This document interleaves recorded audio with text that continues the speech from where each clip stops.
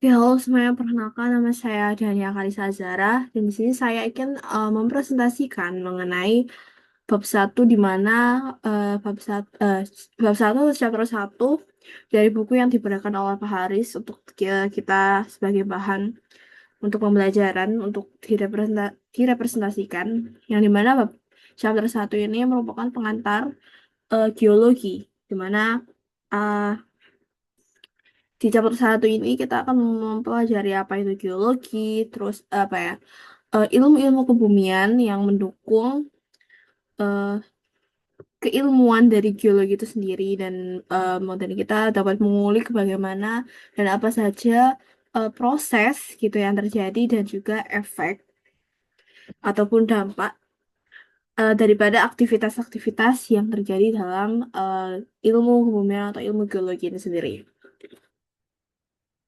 Nah, di halaman pertama ini bisa kita lihat bahwa eh, dibuka dengan siapa yang butuh geologi. Nah, pertanyaan ini juga apa ya, memunculkan banyak apa ya, jawaban mungkin di pikiran kita mengenai apa sih kayak pentingnya geologi itu, apa apa saja gitu, kayak maksudnya dalam hidup kita yang berkaitan dengan geologi emangnya ada gitu ya, maksudnya geologi dalam eh, efek dan dalam kegiatan kita sehari-hari. Tapi nyatanya gitu, geologi itu juga erat gitu kaitannya dengan aktivitas kita sebagai manusia. Bahkan lingkungan sekitar itu terpengaruh gitu oleh aktivitas geologi yang terjadi ribuan tahun atau bahkan puluhan juta tahun, miliaran tahun. Itu semua adalah proses geologi yang terjadi di masa lampau hingga akhirnya kita terbentuk, hingga akhirnya kita manusia ada gitu, dan menempati gitu tempat tinggal kita saat ini di bumi. Itu juga karena adanya proses geologi. Nah, kalau misalnya kita definisikan sendiri gitu, geologi itu merupakan ilmu yang mempelajari bumi serta manfaat bagi kita semua yang ada di planet ini. Mulai dari pakaian yang kita kenakan, eh, terus transportasi yang kita gunakan, bahan bakunya itu kan eh, bukan kayak udah ada, eh, kayak udah tersedia gitu, kayak harus kita cari dulu gitu. Dan sebelum jadi pun kayak ada proses-proses yang harus dilalui, dan juga eh, bahan mentahnya sendiri pun itu sangat sangat sulit gitu ya untuk eh, kita kita gali sendiri gitu. Jadi kayak manusia dalam contohnya aja kayak mobil gitu. Dulu kalau misalnya kita kembali gitu, flashback ke zaman dulu ketika mobil belum terbentuk, ketika kita masih eh, aktivitas yang kita lakukan dari untuk sampai ke tempat tujuan itu masih jalan kaki atau masih bersepeda. Dan munculnya sepeda ini pun juga kan kayak nggak ujuk-ujuk kayak eh, langsung ada kan sepeda. Kayak sepeda ini kan awalnya juga dari yang dari yang kayak tinggi banget sampai sekarang yang bentuk yang kita lihat sekarang, kan ada perubahan, ada revolusi gitu. Nah, itu juga disesuaikan gitu. Bahan baku dari sepeda sendiri itu kan juga apa eh bervariasi gitu ya dari tahun ke tahun, dan sampai saat ini ada sepeda listrik segala macam yang sekarang mirip sepeda motor. Motor pun sekarang juga ada motor listrik yang nggak usah pakai bensin gitu. Bahan bakunya baterai itu pun juga kayak mineralnya itu sangat langka gitu, dan zaman dulu ya masa ada gitu kayak kita kepikiran sepeda tapi dari listrik, itu kan kayak sangat ada gap gitu yang sangat besar, yang mana manusia itu berkembang gitu. eh yang mana itu ya, gap itu menunjukkan bahwa manusia itu berkembang. Lalu ada juga eh ya penemuan tentang potensi bumi ya, kayak mengenai kita dapat mengetahui bahwa misalnya ada proses gempa bumi gitu. Gempa bumi yang terjadi itu juga sudah terjadi ribuan tahun, bahkan manusia hidup eh, muncul gitu pertama kali di dunia ini. Saya yakin gitu kayak banyak juga gitu kayak rintangan yang mereka hadapi gitu, para nenek moyang kita ketika menyeberang antar benua gitu, ketika masih benua-benua itu masih jadi satu, masih ada jembatan darat yang bisa menghubungkan kita, yang masih menghubungkan manusia. ke benua-benua lain gitu sampai mereka bermigrasi itu pasti kayak terjadi gitu gempa bumi, banjir. Cuman kan kayak mereka nggak tahu gitu masnya eh, apa yang harus dilakukan mitigasi bencananya, kayak apa yang harus dilakukan gitu. Nah, sampai eh, manusia itu belajar ya untuk manusia itu adalah makhluk yang pintar. Makanya manusia dari situ belajar dan kita dapat mengetahui bahwa gempa bumi terjadi itu bukan karena emang kebetulan, tapi emang ada proses alami yang memang akan selalu terjadi gitu setiap tahunnya dan emang ada siklusnya gitu. Dan kita tahu itu dari ilmu geologi itu sendiri. Nah, bisa kita lihat bahwa dari gambar ini gitu, dari satu pensil yang kalian gunakan ya, itu terdiri dari banyak eh, bahan-bahan yang kalian sendiri juga pasti nggak tahu. Oh, oh iya, ternyata ini dibuat dari ini ya, baru tahu. Dan dari kayak contoh misalnya ini dari penghapusnya dulu. Nah, dari penghapusnya sendiri itu kayak dibuat dari petroleum. Petroleum tuh minyak ya, petroleum tuh. Bentar.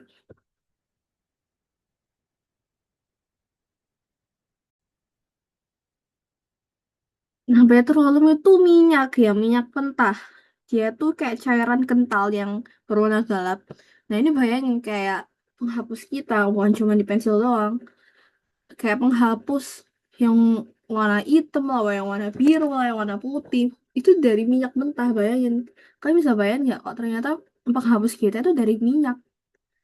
Dan kalau misalnya kita lihat lagi gitu, di sini kan kayak, kalau di pensil ini kan kayak bagian yang apa ya, besinya gitu ya, tapi bukan besi gitu. Ini tuh brass. Ya, brass itu kuningan, jadi perpaduan logam antara tembaga sama seng. Jadi Cu ini copper ya, ini tembaga sama seng. Itu jadinya kuningan. Jadi jadi penghapus nih dari minyak. Terus ini yang apa, pensil ini dari kuningan. Terus kalau misalnya kita lihat di kayu ini di eh, di bahan luarnya ini itu dari besi. Oh, maksudnya besinya tuh kayak alat buat kayak membentuk ini gitu. Jadi kayak bentuk panjang ini tuh kayak dibuat dari alat besi. Alat, ya alat besi gitu. Terus nama dari ini Ajax. Ini dari paint pigment yang juga terdiri dari beberapa mineral.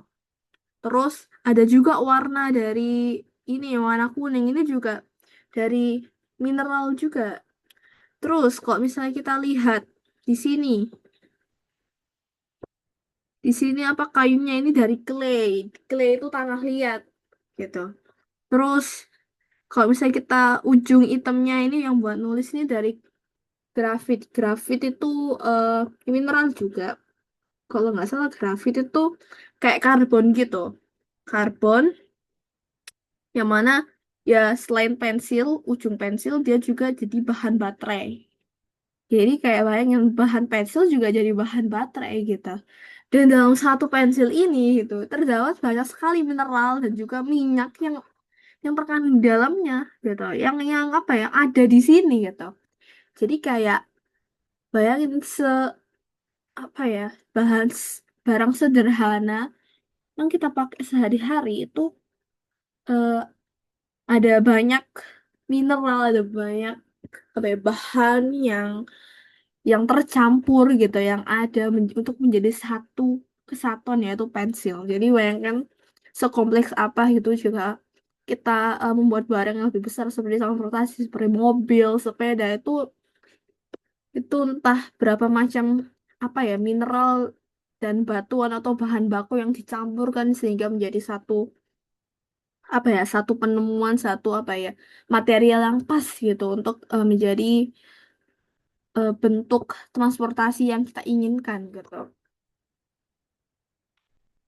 Lalu ada poinnya subbab pertama yang mana bumi itu menyediakan kebutuhan. Yes, tentu saja gitu. Apalagi di Indonesia itu apa sih gitu yang kita nggak punya gitu. Padi ada buat padi ada gitu buat beras gitu. sebagai negara yang tinggal di garis khatulistiwa, kita diberkati oleh lingkungan kita yang subur, yang dapat menghasilkan banyak sekali kekayaan alam. Gak cuma beras, tapi juga ya perkebunan, palawija, karet, sawit, minyak. Tapi ya begitu gitu. Maksudnya kayak banyak kekayaan alam, udah banyak nih gitu kayak kekayaan alam. Tapi kalau misalnya pemerintah yang nggak mengontrol itu semua gitu, ya nanti jatuhnya juga sama aja gitu. Maksudnya kayak udah bagus-bagus bumi menyediakan bahan untuk kita hidup gitu, manusia untuk hidup nih, untuk tinggal aja nih gitu, kayak tinggal kita mengontrol aja gitu peredaran bahan bakunya untuk bisa disebarkan, didistribusikan gitu kepada masyarakat, kepada semua orang. Tapi kalau misalnya cuma dinikmati di beberapa wilayah saja gitu, tapi ya rugi juga gitu. Maksudnya kayak gak adil dong gitu. Apalagi Indonesia ini negara yang besar, jadi harus adil, harus fair. Kalau misalnya di sini beras, ya udah beras gitu, harus rata, harus murah. Kalau misalnya di timur kan emang eh eh nanam padi kan susah, yang mereka apa gitu bahan bakunya misalnya sagu gitu, berarti mereka harus nanam. Jadi berarti pemerintah harus nanam sagu untuk bisa disesuaikan dengan budaya masyarakat dan juga potensi yang ada di tanah mereka gitu, harus disesuaikan. Jadi nggak bisa eh, beras beras semua gitu, soalnya kan kayak nggak mungkin juga ya. Maksudnya di sini beras, di sana juga beras kan. eh, Nanti siapa gitu yang makan sagu, siapa yang makan singkong, siapa gitu. Nggak harus semuanya itu bergantung pada satu satu bahan pokok gitu. Bisa berbagai bahan pokok dikembangkan untuk bisa kita kita bisa menikmati gitu hasil dari kekayaan bumi Indonesia.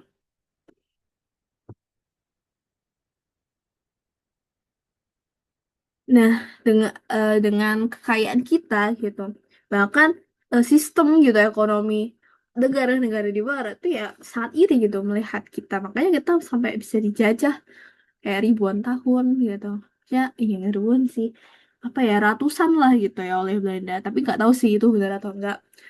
Tapi kan nyatanya ada yang bilang 350 tahun. Oke lah kita anggap 350 tahun. Nah, ternyata kan 350 tahun itu benar-benar menikmati kekayaan kita gitu. Mereka menikmati. Di sana tuh nggak ada rempah-rempah. Di sana tuh musim salju.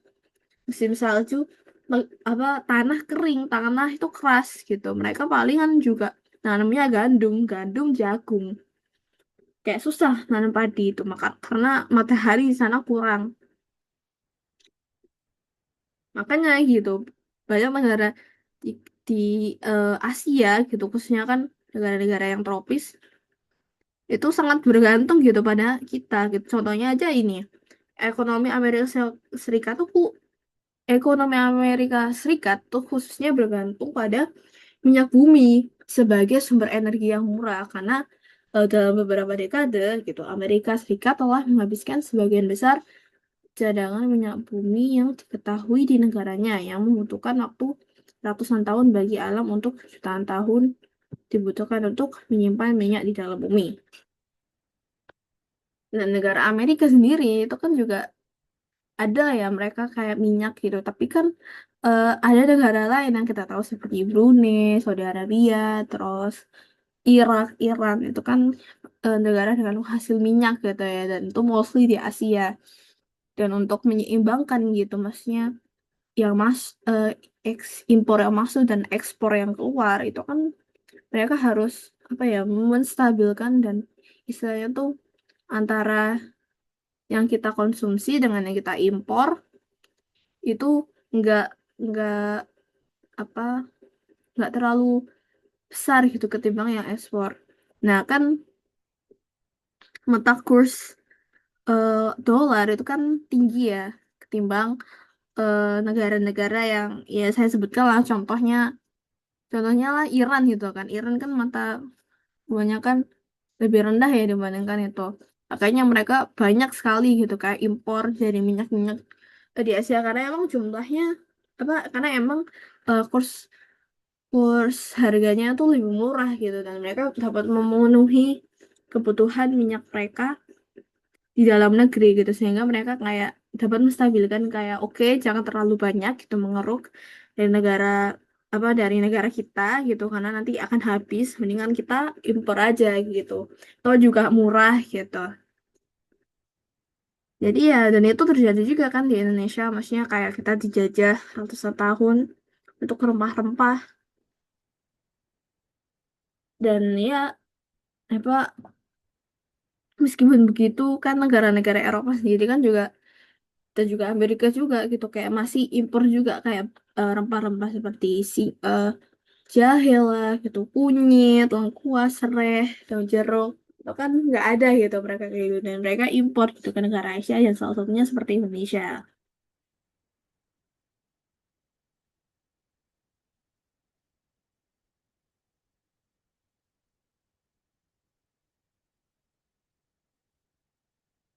Nah saking Amerika itu sangat bergantung gitu pada minyak impor harga ketika harga bahan bakar melonjak nggak orang itu orang-orang itu nggak menyadari kalau misalnya minyak bumi itu sumber daya yang nggak dapat diperbarui sehingga mereka jadinya kesal gitu dan menyalahkan perusahaan minyak dan politisi dan negara-negara penghasil minyak gitu. Dan salah satu konflik yang terjadi akibat lonjakan harga minyak gitu itu Perang Teluk tahun 1991 dan 2003 yang setidaknya yang setidaknya itu sebagian dipicu oleh kebutuhan minyak negara-negara industri. Nah, saking Amerika itu bergantung gitu pada impor, mereka nggak nyadar kalau misalnya mereka impor apa negara-negara penghasil minyak itu juga lama-lama minyaknya kan juga habis ya. Mereka ekspor terus gitu minyaknya. Sehingga ya mereka naikin harganya dan ya Amerika responnya ya kayak panas gitu. Maksudnya awalnya ini kok kamu kayak naikin gitu harganya padahal nggak segini gitu sebelumnya akhirnya mereka konflik kan ya perang terjadi cuman gara-gara minyak dong. Nah untuk menemukan lebih banyak sumber daya yang menipis ini diperlukan dana yang lebih besar dan pengetahuan geologi yang lebih canggih. Nah meskipun banyak orang yang nggak menyadari kita juga menghadapi masalah lain berupa ya sumber daya lain yang menipis terutama mineral dan logam seperti besi, aluminium, tembaga, dan timah. Nah, seberapa banyak sih sumber daya yang kita gunakan? Nah, menurut Institut Informasi Mineral, untuk setiap orang yang tinggal di Amerika Serikat, itu 18.000 kilogram atau 40.000 pon untuk konversi metrik. Nah, aku nggak tahu ya apa itu konversi metrik. Kalau misalnya, ya itu mungkin, ya sebanyak itu lah 18.000 kilogram. Dan ini nggak termasuk dengan sumber daya energi yang ditambang setiap tahun ya. Nah, jumlah setiap komoditas yang ditambang itu adalah 4.400 kilogram batu. Ada juga 3.500 kilogram pasir dan kerikil. Ada 325 kilogram kapur untuk semen, 165 kilogram tanah liat, dan lain-lain dan lainnya sebanyak ini ya. Dan konsumsi energi per kapita tahunan orang Amerika itu melebihi 8.000 kilogram. Nah, dari jumlah tersebut, 3.500 kilogramnya itu adalah minyak bumi. 2.300 kilogram batu bara, 2.250 kilogram gas alam, dan 0,02 kilogram uranium. Jadi bayangin, itu adalah ribuan, ini adalah ribuan sumber daya yang harus kita tambang dari bumi setiap tahunnya. Jadi ini berlangsung sampai sekarang. Bayangin, kalau misalnya semua bahan baku itu merupakan eh, barang yang tidak dapat diperbarui. Kalau misalnya dan ini masih terjadi sampai 100 tahun, akan dijamin generasi cucu kita, entah generasi keberapa toh, ini generasi ketujuh, eh, itu tidak akan bisa gitu kayak mereka apa sih kayak batu bara apa sih gimana sih wujudnya minyak bumi gimana sih wujudnya tembaga gitu.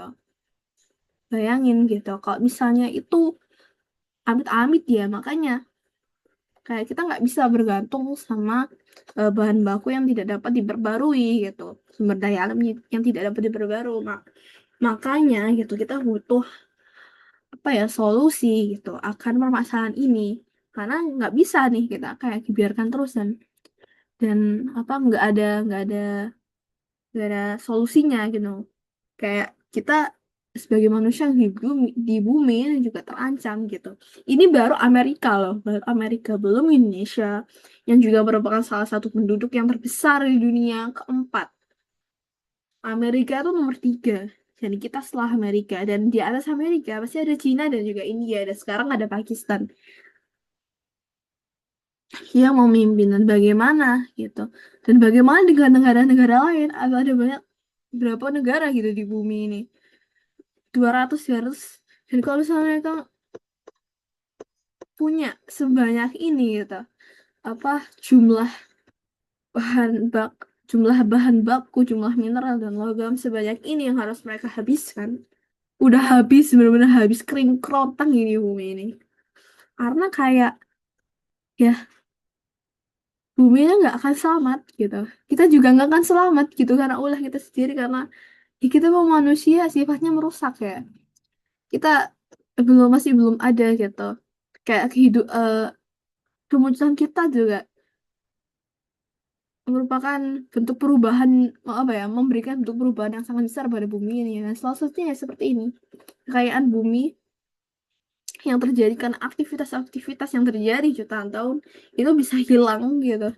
Kayak dampak dari apa aktivitas tersebut kan muncul muncul mineral, muncul bahan-bahan logam gitu, yang bisa kita manfaatkan gitu.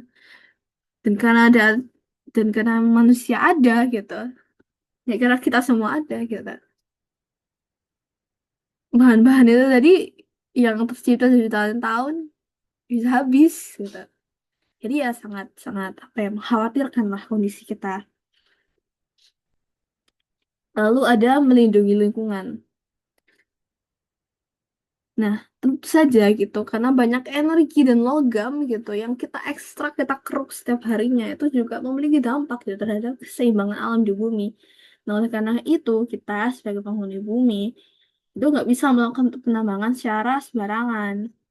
Dan ya kayak melepaskan apalah, kayak misalnya ledakan bom gitu, atau melepaskan asam ke dalam persediaan air gitu, yang apa ya, ke dalam persediaan air yang mana itu mungkin dapat beracun nih gitu, biota-biota laut yang ada di laut. Makanya diperlukan eh, pengetahuan dengan kita memahami geologi itu sendiri, yang berarti kita apa ya, dapat membantu mengurangi atau mencegah kerusakan lingkungan, sama seperti pemahaman yang kita eh, gunakan gitu untuk menemukan sumber daya tersebut. Kita juga harus memahami kayak efek dan juga jangka panjang dari aktivitas yang kita lakukan gitu. Nah, lingkungan itu kan semakin terancam gitu karena sumber daya yang tidak terbarukan. Kayak endapan minyak bumi dan logam kan nggak bisa tumbuh kembali gitu ya, kayak tumbuhan gitu. Kayak langsung ada lagi gitu setelah dipanen. Nah, karena peningkat peningkatan akan komoditas ini juga naik gitu. Semakin pula gitu tekanan untuk apa ya? Untuk mengabaikan kerusakan ekologis. Pokoknya yang penting permintaan naik, uang ada gitu, eh, uangnya uangnya ada, uangnya tinggi gitu, big deal, it's a big deal. Ini nggak apa, tambang aja gitu. Itu nggak boleh, kita nggak boleh apa merusak gitu ekologis demi ya cuan cuan cuan gitu. Ya meskipun emang perlu ya maksudnya cuan, tapi maksudnya kita nggak boleh mengabaikan begitu saja. Kalau misalnya kita sehabis tambang ya berarti kita harus kembalikan lagi gitu.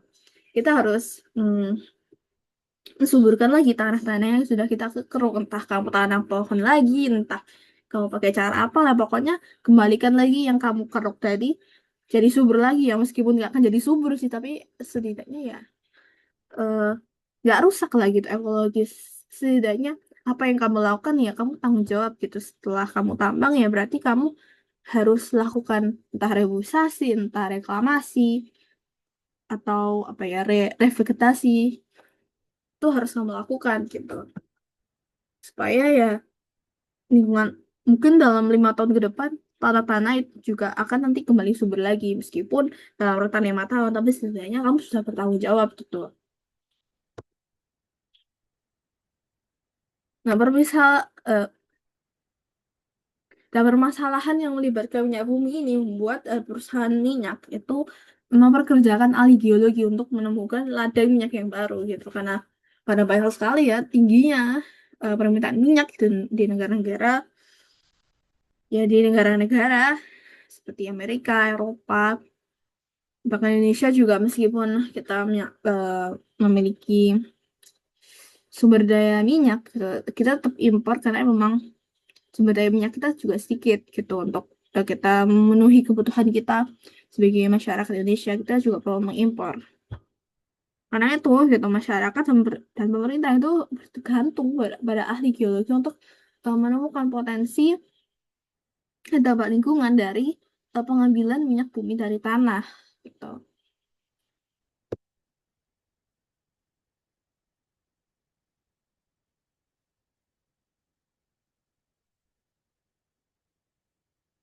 Nah, pemerintah itu juga kami mengharapkan kalau misalnya si ahli geologi yang menemukan minyak ini juga dapat mengambil minyak, gak cuma mengambil minyak, dapat mengangkut minyak juga dan juga dapat apa ya, mengolah ya, mengolah minyak itu untuk bisa menjadi barang jadi yang bisa kita pakai. Dan juga pembuangan limbah beracun hasil dari pengangkutan minyak atau dari proses ada perubahan minyak supaya bisa menjadi apa minyak yang jadi yang bisa kita manfaatkan itu juga bisa eh, itu juga bisa di dilakukan gitu oleh para ahli geologi dan tentunya bukan cuma ahli geologi saja ya, tapi juga ada ahli dari kimia, ada ahli dari material juga, eh, pertambangan kita pemerintah harus apa yang melakukan kerjasama dengan orang-orang yang memang mampu gitu di bidangnya untuk dapat membantu si ahli geologi untuk bisa menemukan minyak dan sampai sampai produk dari minyak itu jadi gitu. Nah, tapi dalam menemukan minyak sendiri atau atau bahan lain lah gitu, itu juga ada bahayanya gitu. Yang di bab ini, salah satu bahaya yang terjadi dari aktivitas geologi atau uh, proses geologi itu salah satunya adalah bencana alam.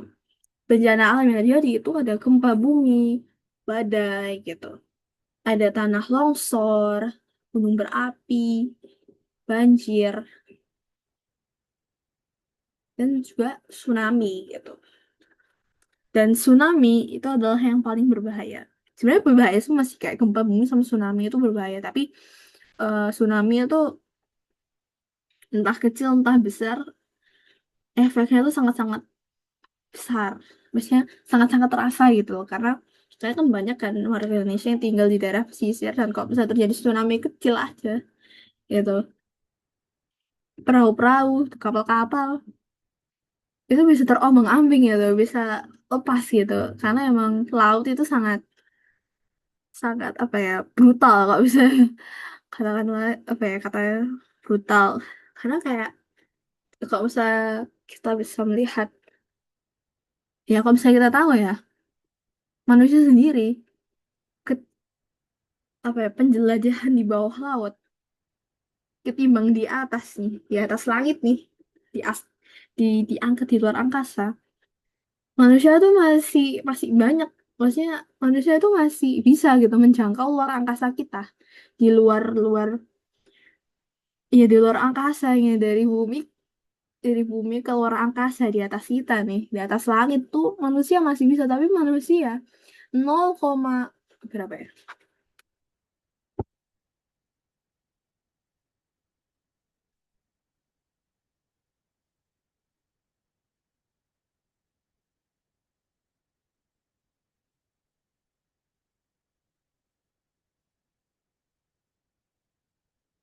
Nah, manusia itu baru menjelajah 5%, ya bayangin. Padahal bumi ini 70%-nya itu adalah lautan. Ya, jadi bayangin. Jadi bayangkan gitu. Bayangkan itu tsunami entah kecil entah besar gitu. Efeknya tuh pasti ada kan di belahan bumi sekarang kan banyak ya manusia ya. Di Amerika, di mana lah gitu. Di Indonesia sendiri juga banyak gitu yang tinggal di pesisir. Entah itu kecil entah besar. Orang-orang yang udah di lautan atau di pinggir-pinggir itu kalau misalnya ada tsunami pasti pasti goyang tuh. Makanya kayak laut itu sangat berbahaya gitu. Kalau misalnya gempa, gempa oke lah, gempa berbahaya. Tapi gempa itu kan berbahayanya tuh kalau misal skalanya dia udah 6 tuh 6 udah mana keter tuh 6 7 lawan 9 lah gitu. Kalau misalnya gempa kan kok bisa 1 2 nggak kerasa, cuman goyang sama geser doang gitu. Tapi kalau misalnya tsunami tuh entah kenapa ya, iya emang ada sih maksudnya kayak tsunami kecil gitu, tapi kan kadang kalau misalnya kita mikir orang yang lagi di kapal dan berada di tengah-tengah laut nih, lagi nangkep ikan, kalau misalnya ada angin ada badai di laut gitu, gak usah tsunami deh gitu, cuman badai laut hujan tuh udah itu udah mengerikan gitu. Jadi ya itu salah satu bencana alam, dan ya tsunami itu yang paling itu ya, sangat membuat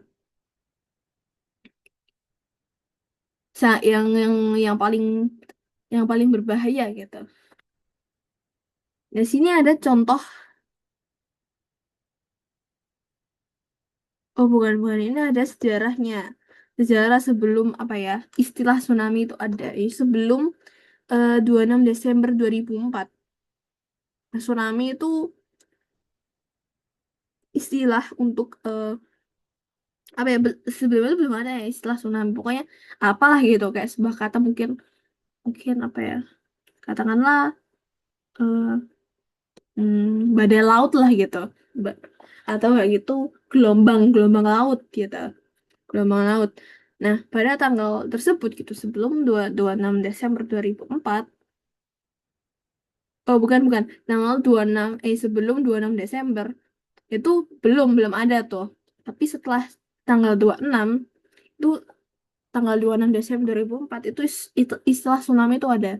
Dan istilah tsunami itu pada tanggal itu, itu adalah kekuatan destruktif yang luar biasa, yang mana ya gelombang laut yang besar yang terjadi akibat bergeseran dasar laut.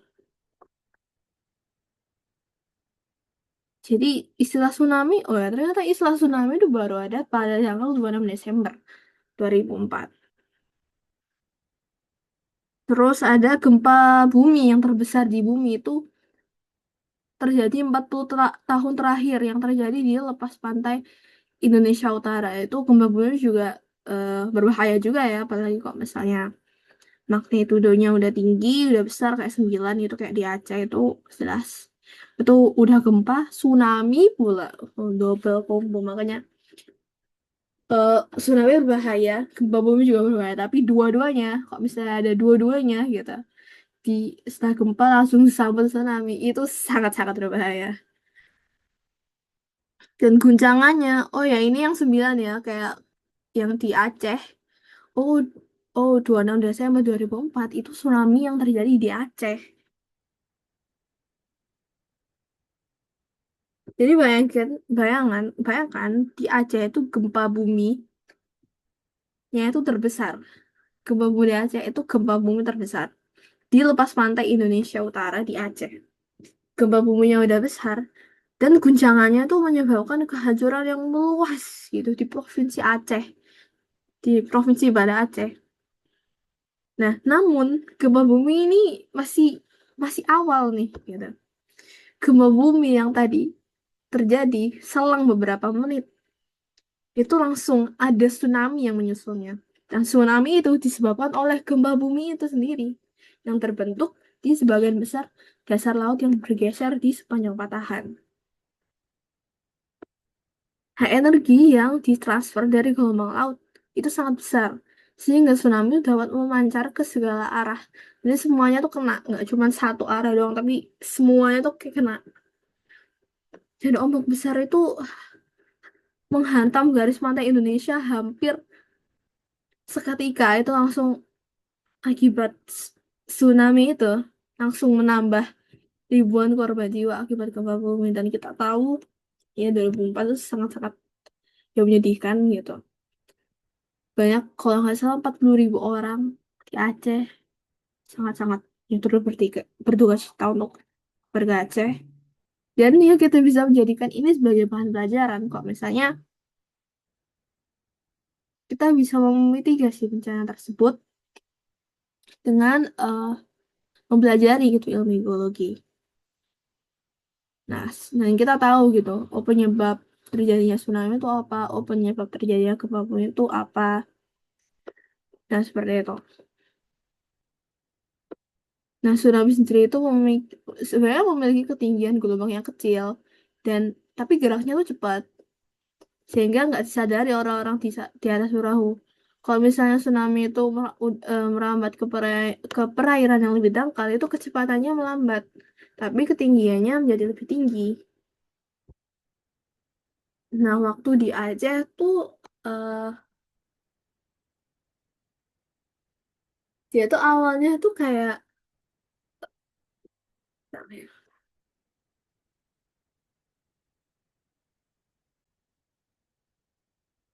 Nah, kalau di Aceh itu karena gempanya tuh tek gempa tektoniknya tuh kuat sekali gitu. Dan gempa ini itu terjadi akibat pergeseran lempeng Indo-Australia dan juga Eurasia. Kalau misalnya nggak tahu, pergeseran lempeng Indo-Australia dan Eurasia itu berarti di mana gempa bumi itu sangat besar. Karena lempeng Eurasia sendiri itu lempeng benua. Sedangkan lempeng Indo-Australia itu lempeng samudra. Nah, kalau misalnya ada lempeng samudra ketemu dengan lempeng benua, yang terjadi adalah lempeng samudra itu akan menujam ke lempeng benua, yang dimana dia akan menciptakan gempa bumi yang besar. Dan juga, ya di sini peristiwanya. Setelah gempa bumi terjadi, ada pergeseran di dasar lautnya sehingga menyebabkan tsunami. Itu juga terjadi gempa bumi yang besar, energinya juga dalam pergeseran itu besar sehingga tsunami gelombang lautnya itu juga sangat tinggi dan juga sangat cepat karena perbedaan apa lokasi di Aceh kan eh, dia kayak di perbatasan lempeng gitu kan dan itu sangat tinggi gitu loh nggak dangkal jadi kayak ketinggian dari lautnya tuh nggak dangkal jadi sangat tinggi dan juga sangat cepat makanya bisa tsunami-nya sangat berbahaya dan gempa buminya itu yang menyebabkan tsunami itu juga juga karena emang pergeseran lempeng itu makanya sangat-sangat dahsyat. Kalau misalnya adanya pergerakan lempeng tektonik yang seperti pertemuan lempeng samudra dengan benua antar lempeng, tentunya gempa bumi efeknya juga akan sangat besar. Jadi ya kita bisa tahu melalui ya ilmu geologi, oh ternyata ini loh gitu penyebabnya. Karena itu gitu kita harus meningkatkan mitigasi bencana apa yang harus kita lakukan setelah terjadi bencana itu kita nggak bisa diam aja dan kayak menyerah kayak pasrah ya udah deh gitu maksudnya udah takdir Tuhan gitu ini terjadi ya memang takdir Tuhan tapi kita bisa meminimalisir gitu eh, dengan mengetahui ilmu tadi kita bisa tahu oh ya kalau misalnya udah bergetar nih nggak harus bergetar ya kalau misalnya BMKG udah bilang kalau misalnya harus ngungsi, yang ngungsi gitu. Ya bisa kalau misalnya kita diam aja gitu. Kita nggak bisa mengabaikan pernyataan BMKG meskipun BMKG juga masih, tapi BMKG itu lebih tahu gitu soal eh, kondisi yang ada gitu di negara kita untuk pergeseran lempengnya ada aktivitas apa gitu yang terjadi di Indonesia ini kita harus eh, mempercayakan semuanya kepada BMKG dan kita kalau misalnya memang udah dikasih tahu ya kita nggak bisa ngeyel gitu harus nurut. Nah, ada juga ini tsunami yang terjadi di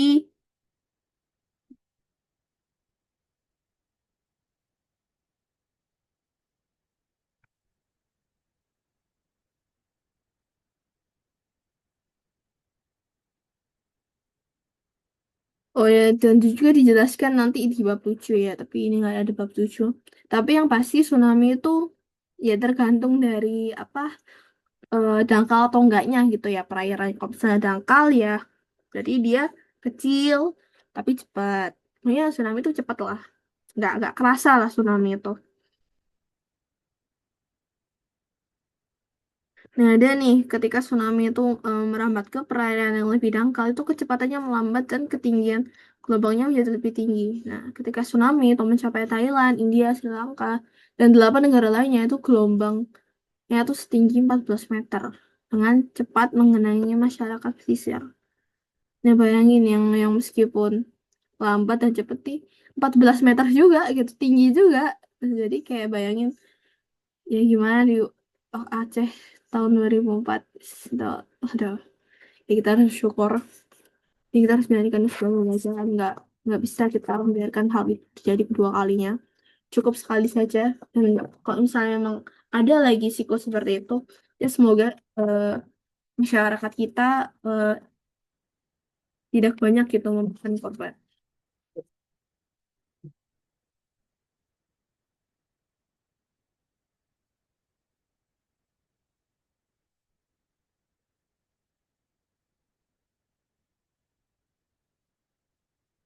Nah, di negara-negara di lingkar Pasifik, ya dekat juga ya Indonesia juga di sebelah timur agak ke atas Indonesia kan juga udah Pasifik gitu. Itu juga sering terjadi dan Samudra Pasifik kan lumayan gede ya areanya negara-negara Oceania itu. Itu juga mereka memiliki sistem peringatan yang lebih canggih gitu, yang memperingatkan semua wilayah pesisir setelah gempa bumi bawah laut terjadi dan tsunami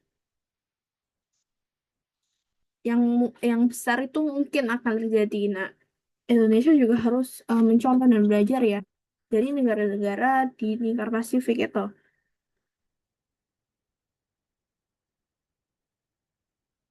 Kalau misalnya kita harus memiliki sistem peringatan yang canggih, karena kan lebih banyak ya masyarakat Indonesia di Jawa, Sumatera, di Bali gitu. Orang-orang yang apa mencari laut, di Sulawesi juga di banyak lah gitu yang mencari makan dari laut. Itu kita harus sediakan gitu sistem seperti ini. Meskipun kan tsunami kan eh membutuhkan waktu berjam-jam ya kayak untuk mencapai itu ya dari laut ke pesisir kan butuh waktu berjam-jam. Nah, kalau misalnya ada alat itu, at least setidaknya gitu di 10 menit pertama gitu kita tahu oh ada ada pergerakan yang anomali nih gitu kayak di bawah ada pergerakan yang suspicious gitu di bawah laut. Berarti kita Jadi kita nggak boleh diam aja nih gitu. Jadi ada peringatan satu oke lah gitu. Nah kalau misalnya ada peringatan kedua, berarti kita udah harus waspada. Waduh udah berarti bukan kebetulan tuh peringatan satu berarti beneran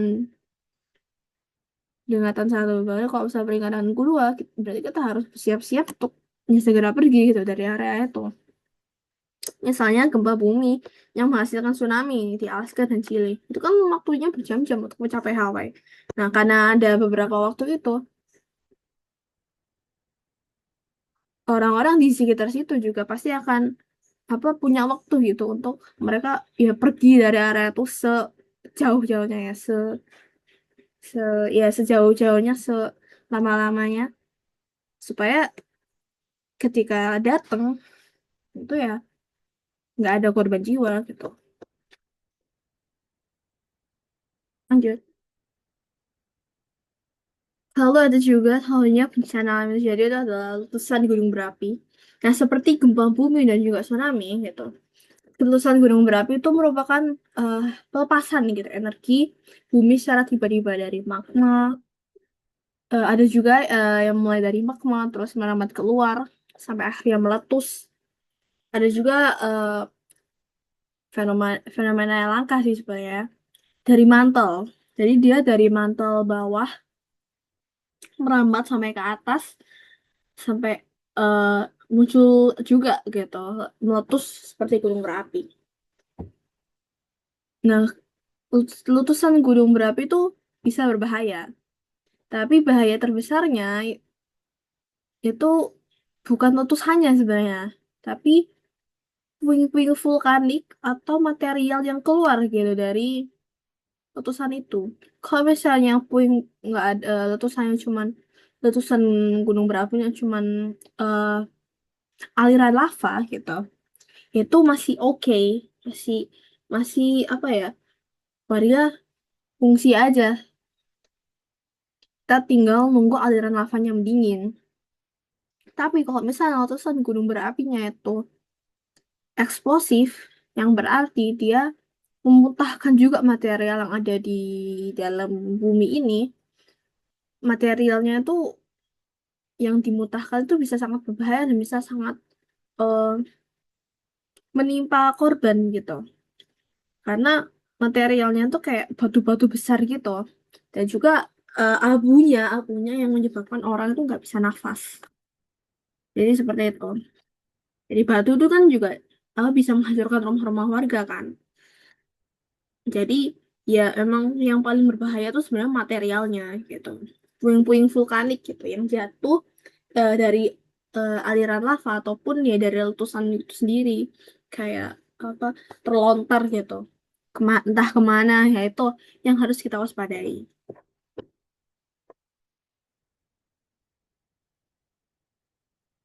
Nah, salah satu letusan gunung berapi terbesar kedua gitu di abad ke-20 itu letusan gunung Pinatubo di Filipina tahun 1991.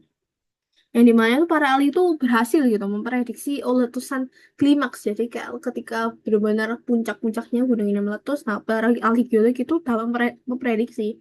Sehingga eh, waktu untuk mereka mengevakuasi itu tepat gitu waktunya.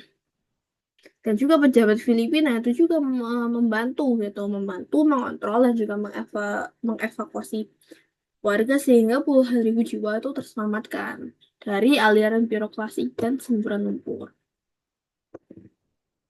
Dan sebaliknya gitu, ada juga bencana gunung berapi yang terburuk tahun 1900-an yang terjadi setelah letusan Nevado del Ruiz yang sebenarnya relatif kecil gitu di Kolombia tahun 1985, tapi puing-puing vulkanik gitu yang menyembur keluar dari gunung berapi itu menyebabkan sebagian es dan salju itu menutupi puncak pencair sehingga air dan puing-puing yang lepas itu berubah jadi semburan lumpur. Dan semburan lumpur kan cepat ya ngalirnya ke bawah ya ketimbang aliran lava. Jadinya semburan lumpur yang mengalir itu sampai ke kota Armero kaki gunung api di kaki gunung api itu sehingga menyebabkan menewaskan 23 orang. Nah, meskipun katakanlah ya relatif kecil, kan orang kan kadang kan ada yang mau dievakuasi, ada yang kayak ya masih telat-telat gitu kan. Kalau ya mereka yang telat-telat itu, mereka yang telat-telat atau mereka yang nggak mau dievakuasi itu akhirnya terkena dampaknya gitu. Karena mereka mungkin mikirnya kayak oh kecil gitu, paling kan cuma aliran lava, paling coba berhenti sampai di setengah gunung gitu mungkin mereka mikirnya. Tapi ternyata enggak gitu. Di sekitar waktu itu gitu puing-puing vulkanik panas gitu yang menyembur keluar itu mungkin karena musim salju ya mungkin masih masih ada es salju atau ya mungkin masih musim dingin atau gimana itu jadinya es dan salju itu bercampur gitu dengan aliran vulkanik itu yang panas jadinya adanya lumpurnya itu juga berbahaya karena jarak jarak penyebarannya lebih lumpur kan lebih cair gitu ya densitasnya nggak apa masih kecil ketimbang aliran lava makanya penyebarannya untuk ke bawah sampai ke masyarakat ke warga-warga sekitar itu lebih banyak gitu lebih besar gitu. Tapi kita bisa melihat gitu dari dua peristiwa ini kita bisa melihat bahwa kita nggak bisa gitu menyepelekan oh ini kecil oh tsunami ini kecil oh gunung api ini kecil. Meskipun kecil, kita harus waspada gitu. Di Apa yang terjadi setelahnya gitu. Meskipun kita nggak tahu, oh tsunami-nya kecil, tapi ternyata misalnya ada batuan yang besar sehingga tsunami-nya tiba-tiba menjadi besar. Kan kita nggak tahu. Dari peristiwa apa gunung apa letusan Nevada itu juga kita bisa melihat kalau misalnya gunung apinya tuh kecil, tapi karena kondisi waktu itu ada es dan salju gitu, ada es dan salju di sekitar eh, letusan gunung api itu, jadinya letusannya tuh bercampur dengan es dan salju dan akhirnya menyebabkan eh, semburan lumpur yang mana semburan lumpur itu sangat panas ya kan karena tercampur dari material vulkanik gitu. Jadinya ya nggak bisa kita sepelekan juga. 23.000 orang loh meninggal. Cuman karena gunung eh, letusan gunung api yang kecil. Bayangin kalau misalnya gunung letusan gunung apinya besar, itu bisa 2 kali lipatnya. Itu makanya kayak kita nggak bisa apa ya, menyepelekan apapun itu, entah kecil entah besar itu harus tetap waspada. Gitu. Nah untuk itu gitu, kita harus bisa memahami eh, dunia di sekitar kita. Kita harus bisa eh, memahami apa sih yang terjadi gitu, proses apa yang terjadi di lingkungan kita sehari-hari. Simpelnya aja kayak siklus air gitu. Gimana sih hujan bisa terbentuk? Gimana sih kayak tanah itu terbentuk? Gimana? Kita harus selalu pertanyakan. Karena itu adalah sifat dari manusia itu sendiri. Kita dikasih akal gitu untuk berpikir, untuk bertanya-tanya gitu. Bagaimana ini kayak proses terjadinya, apa yang akan terjadi, bagaimana dampaknya gitu.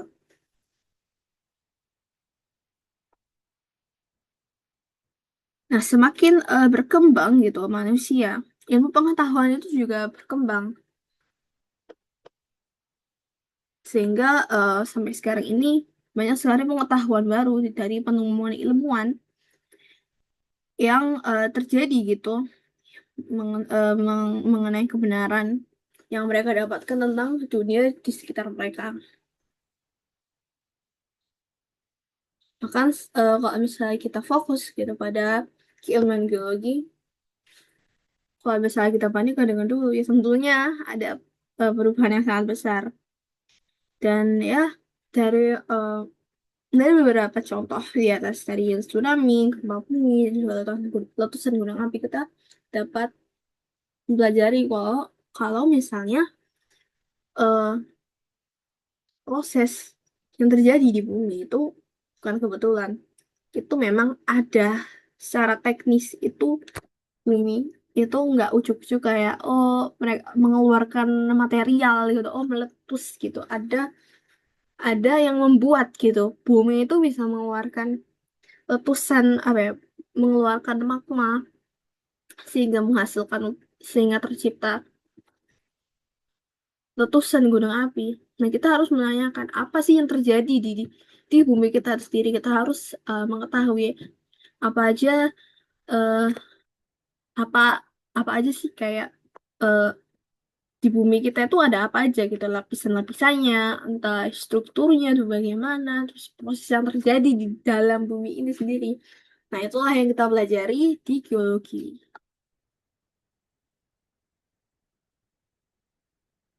Nah, kalau misalnya kita berhubungan dengan geologi, kita pasti mempertanyakan mengapa gitu kok ada lapisan-lapisan batuan yang terpapar di tebing-tebing, mengapa ada puncak-puncak yang begitu tajam tapi ada juga penampakan yang landai gitu. Terus mengapa ada gletser di lembah yang terukir di gunung? Mengapa juga ada kayak rentetan pegunungan gitu yang membentang dari utara dan selatan sejauh ribuan kilometer? Dan juga mengapa ada jajaran pegunungan di sini dan juga bukan di tengah benua gitu. Ya itu kan kenapa ya? Oh ya, pasti pasti setelah kamu baca pertanyaan pasti baru nggak, oh ya kenapa ya? Nah itu eh, kita bisa pelajari dalam bab sistem bumi ini. Yang pertama ini adalah sumber pertama dari materi yang kita pelajari. Nah, dalam sistem bumi kita itu ada energi, eh, ada satu energi yang mana di dalam energi tersebut itu dapat memunculkan berbagai reaksi di atas permukaan bumi. Nah, energi yang dilepaskan itu dapat menyebabkan gempa bumi, dan juga gunung berapi. Tapi nggak cuma ujuk-ujuk energi doang ya, tapi ada juga gaya-gaya yang terjadi dan juga via prinsip-prinsip fisika, kimia yang terjadi juga yang menggerakkan gitu suatu apa ya batuan. Kalau misalnya di geologi itu istilah batuan itu sangat erat. Kita menamai semua aktivitas apa itu batuan. Jadi ya jadi gaya-gaya di dalam bumi yang menggerakkan batuan. Nah, gempa bumi dan gunung berapi itu cuman apa ya dua konsekuensi atau perubahan yang terjadi gitu akibat energi yang keluar itu. Ada juga banyak sekali gitu. Eh kenapa kan ya kenapa kan apa ya? Bencana alam yang terjadi juga seperti longsor itu juga nggak harus dari dalam tapi juga dari luar. Jadi kalau misalnya dari dalam itu ada gempa bumi dan gunung berapi, kalau misalnya energi dari luar itu dapat menyebabkan longsor, dapat menyebabkan banjir dan lain-lain.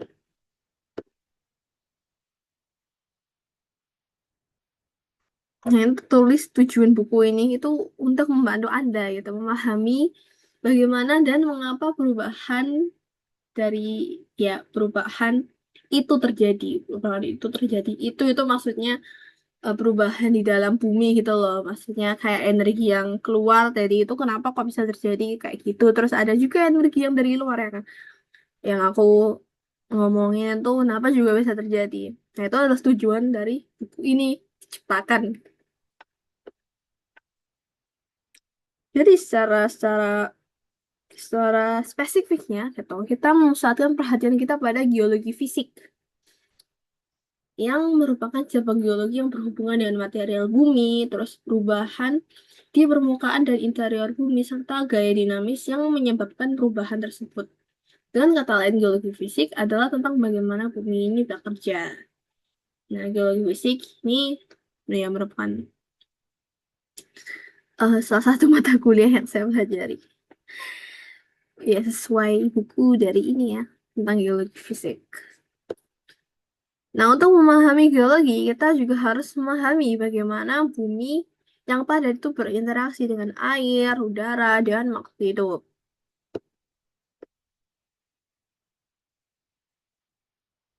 Nah, karena itu gitu, kita harus memiliki pemahaman kalau misalnya bumi itu juga bagian dari suatu sistem dan kita hidup dan kita manusia hidup di dalam sistem tersebut.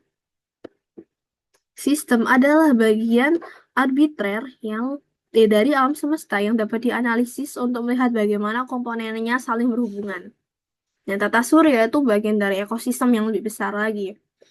Tata surya sendiri mencakup ya matahari, planet-planet, bulan-bulan yang mengorbit planet, dan asteroid.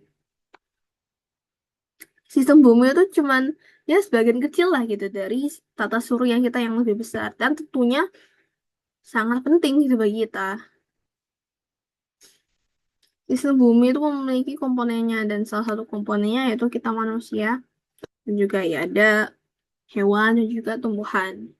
Dan juga ada eh, benda-benda yang apa ya non hidup lah kayak tanah, air, udara, itu matahari, ada sinar matahari. Itu adalah pengenalannya ya. Lalu kita masuk ke istilah istilah istilah sfera. Nah, sfera itu adalah istilah yang digunakan untuk apa ya mengidentifikasikan atau mengelompokkan suatu lapisan-lapisan yang ada di bumi ini. Salah satu contohnya itu ada atmosfer, hidrosfer, biosfer, dan geosfer. Tentunya kita udah akrab ya dengan atmosfer dan saya yakin banyak juga yang udah tahu ya tentang atmosfer, hidrosfer, biosfer, dan geosfer ini. Kalau misalnya atmosfer itu ya berhubungan dengan lapisan udara yang ada di atas. Lapisan atmosfer juga terdiri dari beberapa lapisan juga, tapi nggak saya sebutkan di sini. Nanti ya akan dijelaskan di halaman berikutnya, nggak tahu deh atau di bab berikutnya. Lalu ada hidrosfer ya, itu adalah lapisan air, lapas yang ya penampakannya seperti laut, danau, rawa itu lapisan hidrosfer, lalu ada juga biosfer, yang mana biosfer itu tentang makhluk hidup. Jadi interaksi antara kita gitu manusia, kita juga bagian dari biosfer yang berinteraksi dengan makhluk hidup seperti tumbuhan dan juga hewan. Lalu ada juga geosfer. Geo itu bumi artinya, sfer. Ya, sfer itu adalah suatu lapisan. Jadi lapisan yang ada di bumi. Jadi lapisan kehidupan yang ada di permukaan bumi, tepatnya. Yang mana geosfer ini membahas mengenai apa sistem bumi dan juga bagian batuan dan material dan anorganik yang ada di bumi ini, yang ada di bawah permukaan bumi itu juga termasuk dari bagian dari geosfer. Nah, buku ini tuh memusatkan perhatian kita pada geosfer. Jadi kita akan berfokus pada geosfernya aja. Nah, salah satu contoh dari interaksi antar lapisan itu contohnya adalah tsunami yang terjadi di Samudra Hindia yang melibatkan gitu interaksi antara biosfer dan juga hidrosfer.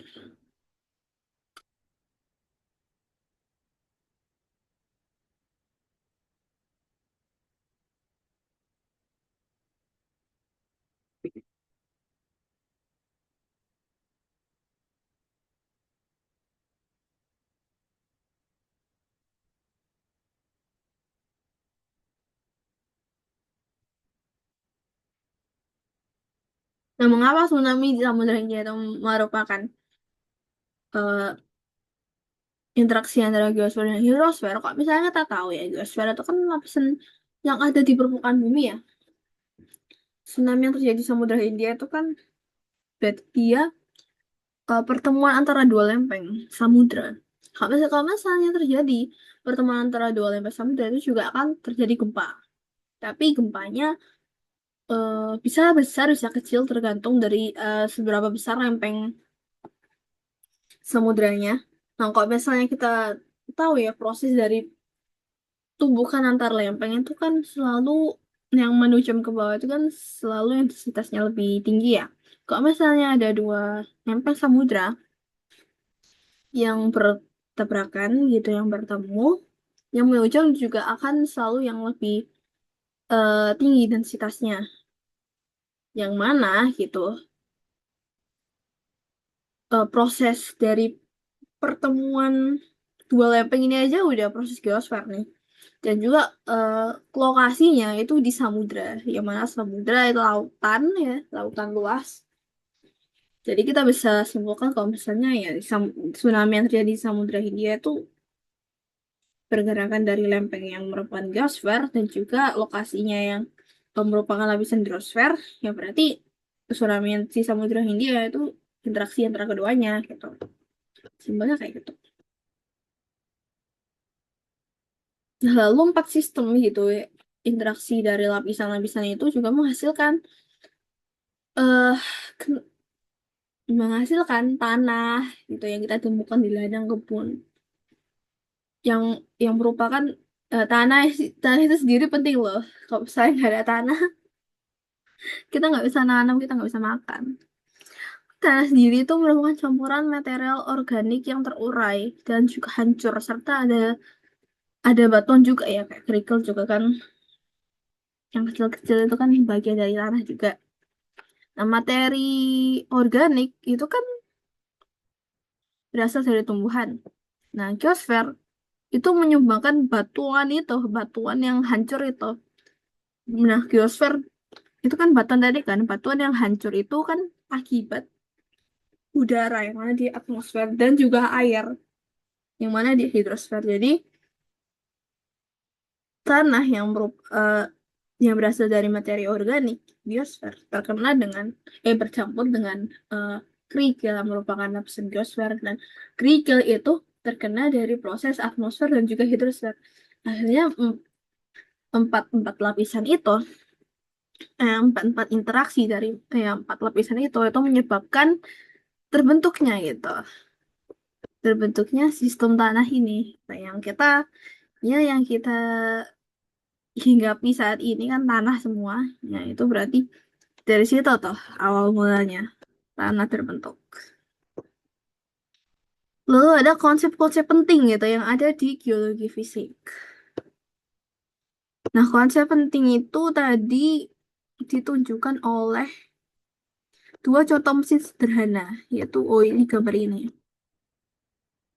Cucu. Nah,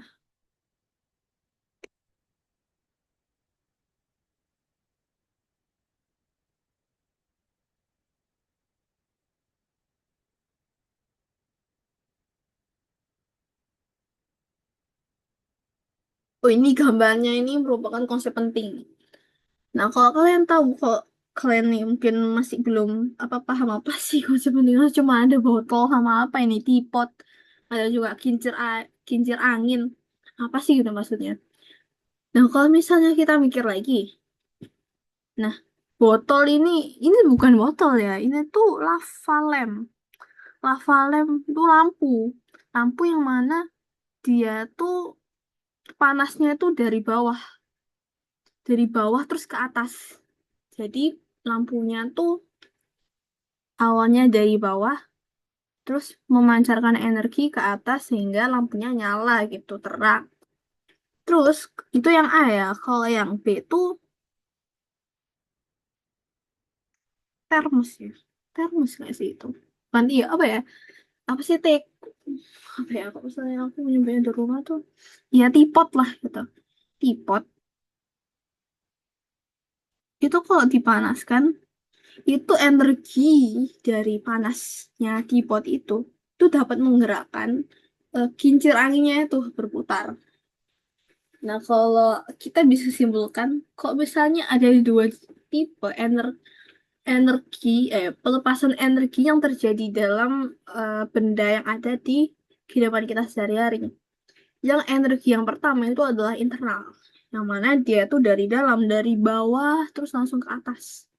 Nah, kalau misalnya yang yang B itu, kita nggak usah fokus ke tipotnya, kita cuma fokus ke energi panas dari tipot itu dapat memutarkan kincir anginnya itu, yang mana itu berarti energinya tuh di luar eksternal dari tipotnya itu, yang dapat menggerakkan kincir angin.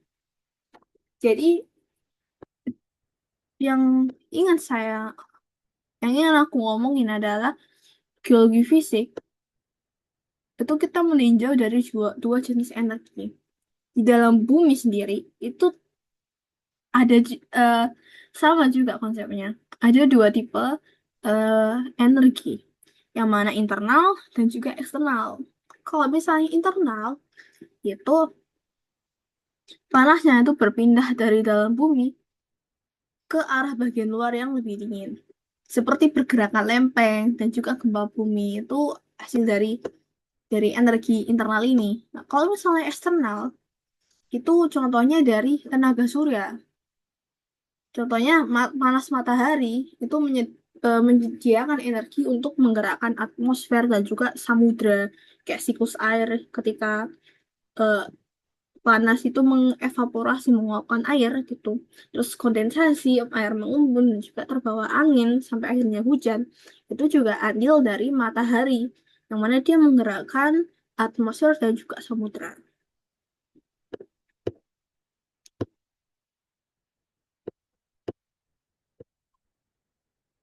Dan akibat dari energi eksternal itu, salah satunya adalah pelapukan yang terjadi. Kalau misalnya kalian, apa ya, contoh yang paling sederhana, kalau misalnya kalian taruh nih, kayak letakkan gitu batuan kapur, lama-lama batuan kapur yang kita letakkan di luar, kena angin, kena air, kena hujan, itu nanti lama-lama batu kapurnya tuh kayak akan mengeropos gitu. Dan itu terjadi akibat proses pelapukan. Nah, itu salah satu contoh dari energi eksternal gitu yang terjadi. Jadi ada pembahasan geologi sebagai karir. Ya, geologi ya kita tahu lah ya gitu dari halaman pertama di atas. Kalau misalnya pensil aja gitu butuh banyak sekali gitu mineral dan batuan yang harus kita keruk. Nah, bayangkan kita nggak cuman pensil, ada pulpen, ada apa ya, peralatan tulis yang kita butuhkan kan, ada pulpen, ada stipul, pensil, penghapus, terus ada penggaris, terus buku, terus alat apa tempat alat tulisnya. Itu kan semuanya material semua dan nggak langsung ada gitu. Kita harus cari, kita harus kerak, kita harus cari dari tanah, kita harus nyelam dulu bahkan untuk dapat minyak. Jadi itu memberikan kita informasi kalau misalnya ya geologi sebagai karir itu sangat menjanjikan gitu karena banyak sekali gitu. Meskipun energinya tidak dapat diperbarui, tetapi kan sekarang makin berkembangnya zaman, penemuan apa ya, energi yang terbarukan gitu untuk supaya menunjang transportasi yang lebih ramah lingkungan lah gitu. Itu kan tetap ada gitu dan itu juga eh, permintaannya juga sama tingginya gitu meskipun sekarang juga masih banyak ya yang pakai minyak bumi dan batu bara sebagai apa sumber sumber energinya, sebagai sumber energi dari suatu negara, tapi kita sebagai geologi sendiri itu untuk dapat menemukan material baru yang lebih ramah lingkungan dan juga dapat lebih mudah gitu kita kelola, dapat ya kita keruk lah kita, itu masih ada gitu meskipun kita minyak katakanlah ya 100 tahun mendatang udah nggak tren lagi nih gitu kayak geologi pencari minyak, tapi kan masih ada gitu material lain yang untuk bahan baku baterai lithium sendiri itu kan sumber bahan baku yang baru dan juga langka dan geologi sendiri masih dibutuhkan gitu di sana. Jadinya ya geologi sendiri gitu itu hmm, masih luas sekali gitu kayak lingkup usahanya gitu. Kita masih bisa kok mencari uang dan juga bisa menetapkan bahwa ilmu geologi sendiri sebagai karir kita, karir pet kita dan banyak gitu. Geologi nggak cuman di tambang doang, tapi juga di lingkungan, di kelautan, terus di geologi di glasial, di kutub tuh yang meneliti apa yang terjadi di kutub itu juga geologi geologi juga dan kita bisa ke sana gitu. Nah, ini salah satu geologi yang terjadi geolog geolog ya. Kalau geologi kan ilmunya, kalau biasanya orang yang belajar mengenai geologi itu geolog. Nah, ini yang terjadi nih, yang terjadi di kutub nih. Ini sedang menginvestigasi gunung Latadi ya. Jadi ini merupakan pekerjaan ya, ini bukan hobi, bukan apa. Ini merupakan pekerjaan geolog, ya, geolog glasial di bidang glasial. Ada juga seismolog, yang mana ini seorang geofisikawan yang mengkhususkan diri pada gempa bumi. Jadi khusus gempa-gempaan gitu, bisa masuk ke seismologi. Nanti jadi seismolog.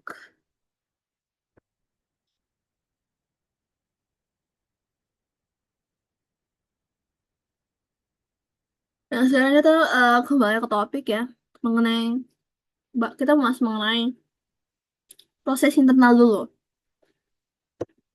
Jadi bagaimana sih kayak mesin panas internal bumi itu bekerja? Nah, mesin panas internal bumi itu bekerja karena material panas dan mengapung itu berada di jauh di dalam bumi, yang mana dia tuh bergerak perlahan ke atas terus menuju permukaan yang dingin. Ohnya mesin panas tuh apa ya? Energi panas gitu loh.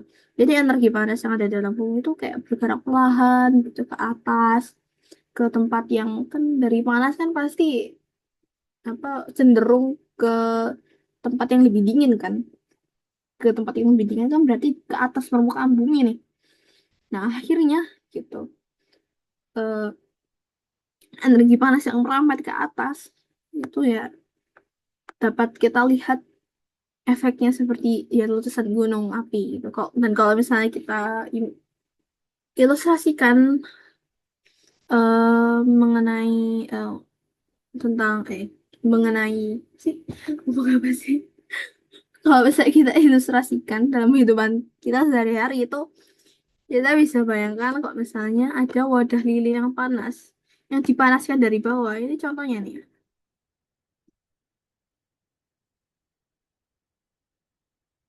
Nah, ini contohnya nih gambar 1,6. Bayangkan kalau misalnya wadah lilin panas itu dipanaskan dari bawah nih, kasih api nih. Nah, saat lilin api di atas api ini menjadi panas, nanti kan lilin kayak akan mengembang gitu kan. Jadi ketika dia mengembang itu nanti menjadi kurang padat, yang artinya volume tertentu gitu bagian dari material tersebut itu akan berberat menjadi lebih ringan dan juga naik. Dalin yang berada di bagian atas soda itu kehilangan panas ke udara sehingga dia akan mendingin, mengerut dan menjadi lebih padat dan akhirnya tenggelam. Nah, proses serupa itu terjadi di dalam bumi yang mana batu yang berada di dalam bumi ini sangat panas, bergerak perlahan naik permukaan terus kalau misalnya udah mendingin di dekat permukaan yang lebih padat, dia akan tenggelam ke bawah. Jadi kayak apa ya? Kok misalnya emang udah titiknya udah dingin nih, udah nggak panas, kan kalau sama dingin kan nanti intensitasnya dia dia kalau misalnya ada lapisan ada banyak lapisan nih. Kalau misalnya udah naik batuannya kan batuannya yang naik nih udah nggak di tempatnya dia semula kan. Di tempatnya dia semula kan banyak batu-batu nih. Tapi di tempatnya dia yang baru, di tempat dia naik itu eh kayak lapisan tanah semua yang mana densitasnya tuh lebih lebih rendah gitu daripada dia. Berat. Yang secara naluri ya berarti nanti batuannya tuh akan tenggelam ke bawah. Jadi nanti kayak tenggelam ke bawahnya tuh nggak tenggelam lagi ya ke bawah. Tapi maksudnya kayak tenggelamnya tuh kayak kayak tenggelam berapa meter lah gitu. Ya dari eksperimen ini tuh kita bisa menunjukkan bahwa misalnya kondisi yang terjadi di batuan itu mampu dibentuk yang awalnya terpendam dalam, terus kena panas, terus berada di bawah tekanan tinggi yang besar ya.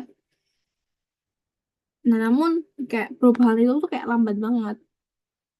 Dan ya eh, nggak langsung terjadi gitu. Dan ketika itu terjadi, ketika batuan itu naik, batuan tersebut tuh akan retak gitu. Akan batuan yang tadi mengembang ke atas di permukaan yang kena panas, yang kena itu, terus akhirnya akan relief eh, energinya akan relief dan dia akan retak gitu. Dengan dengan dengan sendirinya dan retakan itu tercampur dengan apa ya material-material di sekitarnya entah itu tanah entah itu batuan lain jadi di sana itu aku juga terbentuk material baru tuh dari retakan-retakan itu. Jadi seperti itu. Nah juga yang istilah interior bumi kalau misalnya kita lihat interior bumi ya kok pasti udah belajar lah ya interior bumi itu apa aja.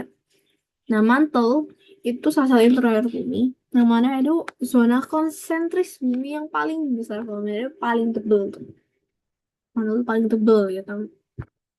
Volumenya paling tebal kedalamannya. Nah, meskipun mantle itu batuan ya, kan dari inti dalam tuh kan padat. Inti luar cair, mantle dalam padat, mantle luar cair. Nah, tapi cairnya mantle luar tuh masih kayak yang kepadat gitu loh. Jadi, eh, meskipun mantelnya tuh terdiri dari batuan yang padat juga, dan juga cenderung yang bata tapi kecair gitu. Jadi dia ngalirinya tuh perlahan entah umumnya tuh ke atas ya tapi juga kadang ke bawah tergantung kalau misalnya lebih panas atau lebih dingin gitu dari mantel yang di bawah kalau misalnya lebih panas berarti naik kalau misalnya di bawah berarti turun Yang dua zona lainnya tuh kerak dan juga inti. Ini yang terakhir bumi ya. Kita mau membahas mengenai yang terakhir bumi. Mantul udah, sekarang kerak dan inti. Kalau misalnya kerak itu ya kita analogikan dengan kulit aja lah, kulit apel gitu. Terus kita analogikan dengan apa ya?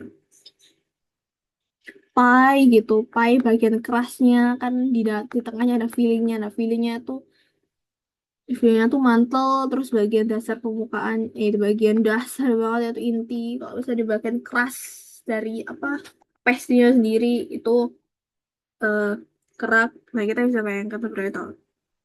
Terus inti yang kita bayangkan dengan itu bagian dasar bumi yang benar-benar di bawah banget. Nah, kerak itu juga dibagi jadi dua lagi. Kerak kerak samudra dan juga kerak benua. Yang kerak di laut, kerak di samudra itu lebih tipis, tapi dia densitasnya atau massa jenisnya itu lebih tinggi. Dan kalau misalnya kerak di benua itu lebih tebal, sekitar ya 30 sampai 50, ada yang 30 sampai 70. Kalau misalnya di kerak samudra tuh 5 sampai 10. Terus densitasnya yang kerak samudra tuh 3 gram per cm kubik. Terus kalau misalnya yang di kerak benua itu 2,7 gram per cm kubik. Nah, komposisi dari batuannya itu juga beda. Kalau misalnya benua kerak samudra tuh basal dan gabro. Terus dia jadi di silika dan aluminium. Terus kalau misalnya di kerak benua tuh silika dan magnesium dan juga terdiri dari batuan granit. Makanya dia eh, sifatnya tuh rapuh gitu.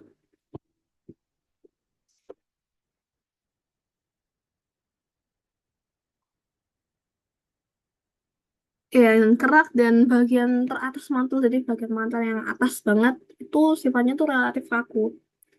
Dan dari bagian kerak dan juga bagian sedikit atas mantel itu kita sebutnya lapisan litosfer. Jadi sebenarnya secara fisika sendiri gitu. Lapisan itu terdiri jadi dua secara prinsip ya, fisika dan juga kimia. Kalau misalnya kimia gitu, lapisan itu terbagi menjadi tiga, inti, mantel, dan juga eh, kerak. Kalau misalnya secara fisika, itu ada litosfer, ada juga ionosfer, dan juga mesosfer. Nah, itu perbedaannya.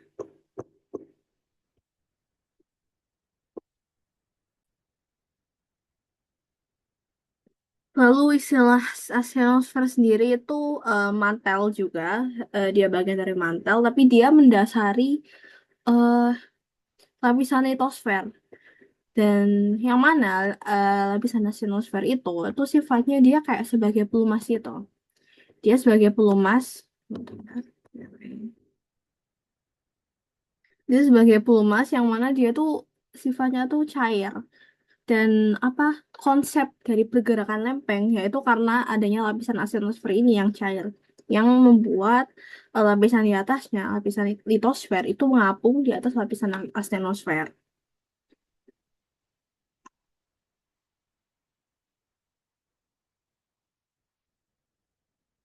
Nah, ada juga efek lain dari energi panas internal ya, atau mesin panas internal ini adalah adanya kekuatan yang dihasilkan di dalam bumi, yang mana kekuatan tersebut itu disebut gaya tektonik.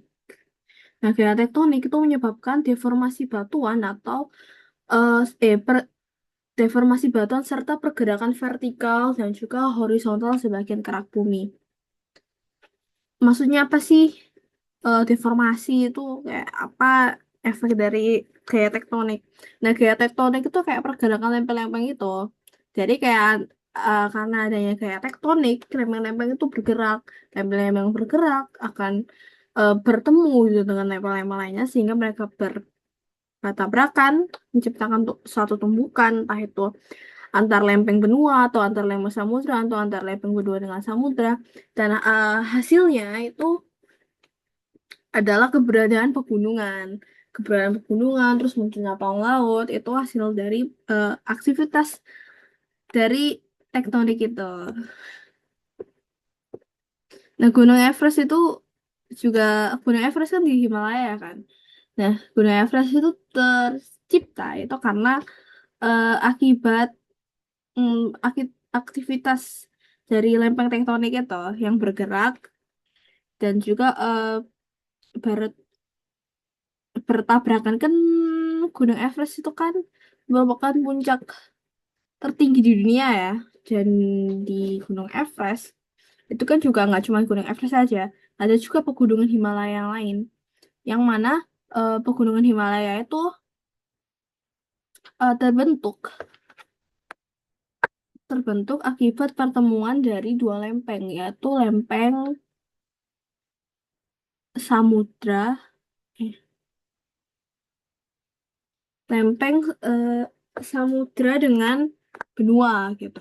Jadi tercipta sebagian rentetan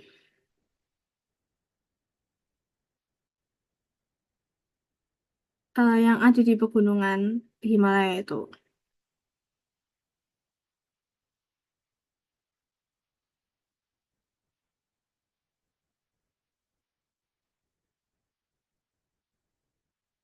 Oh, bukan, bukan. Kalau misalnya pegunungan, kan pegunungan itu kan sebenarnya bisa banyak faktor ya, entah apakah dia posisinya di lempeng mana di pertama-tama. Kalau misalnya di lempeng Himalaya sendiri itu pertemuan dua lempeng benua. Jadi ketika lempeng India itu bertuburkan dengan lempeng Eurasia itu akan menciptakan sebuah pegunungan, rentetan pegunungan yang tinggi-tinggi yang besar. Tapi kalau misalnya rentetan pegunungan di selatan Pulau Sumatera dan Jawa itu terbentuknya antara lempeng samudra yang bertemu dengan lempeng benua. Nah, pergerakan lempeng itu karena aktivitas gaya tektonik itu.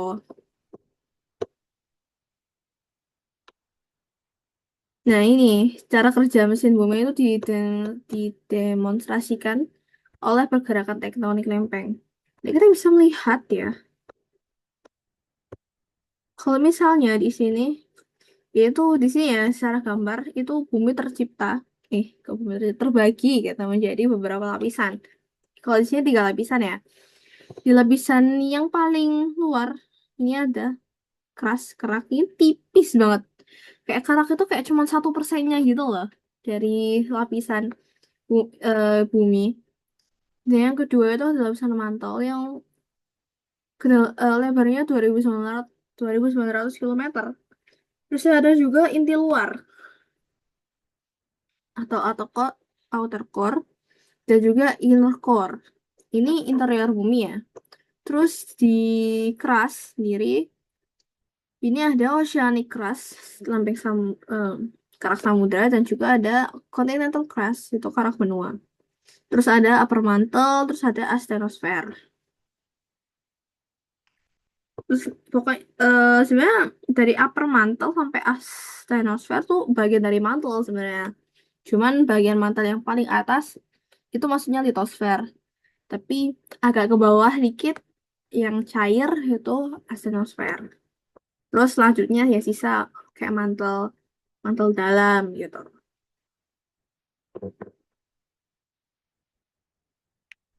Nah, teori dari tektonik lempeng itu sebenarnya sama juga gitu. Prinsipnya seperti ya teori-teori lain yang ada di prinsip eh, keilmuan lainnya gitu, kayak teori mekanika kuantum lah, teori apa relativitas gitu.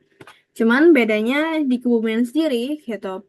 Yang paling penting gitu, yang paling mendasar gitu dalam pembelajaran aktivitas geologi itu ya ini pergerakan tektonik lempeng.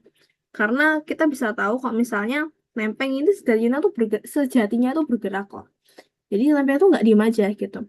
Ada yang menyebabkan suatu lempeng itu bergerak yaitu karena mesin internal itu yang menyebabkan lempeng itu bergerak. Nah, pergerakan lempeng itu dikategorikan atau dibedakan menjadi tiga jenis pergerakan. Yang pertama adalah batas divergen. Divergen itu gimana kalau misalnya dua lempeng itu bergerak saling menjauh. Nah, sebagian besar divergen itu sebenarnya terjadinya tuh di dasar laut ya, kayak di bawah laut. Nah, akibatnya karena lempeng ini bergerak berjauhan gitu, berjauhan, itu terciptanya suatu apa ya dasar laut yang punggungan yang terciptanya punggungan laut yang besar dan di punggungan laut itu terdapat retakan gitu, retakan di tengahnya dan dapat menghasilkan gitu pegunungan di bawah laut. Jadi pegunungan di bawah laut itu terbentuk akibat punggungan tengah samudra, akibat pergerakan pergerakan dua lempeng itu. Jadi masalahnya di sini gak ada gambarnya ya, tapi di buku aslinya itu ada gambarnya. Nah, meskipun sebagian besar itu terjadi di lempeng samudra ya, berasal di laut, tapi juga ada eh, batas divergen yang terjadi di benua, yang mana itu mulanya itu kayak tanahnya itu retak, terus kemudian pecah, dan adanya suatu gaya yang namanya gaya ekstensional gitu, atau gaya pergangan di dalam benua. Akhirnya astenosfer yang di bawah itu naik gitu, karena meregang. Terus akhirnya ya menciptakan itu juga apa menciptakan apa gunung juga gitu. Jadi keluar magma yang di dalam keluar melalui celah-celah terus akhirnya terciptanya gunung juga. Jadi sebenarnya sama gitu.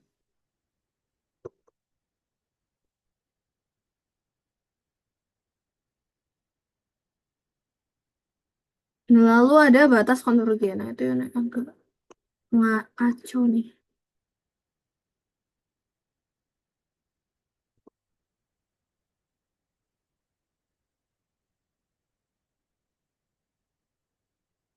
I think it's better.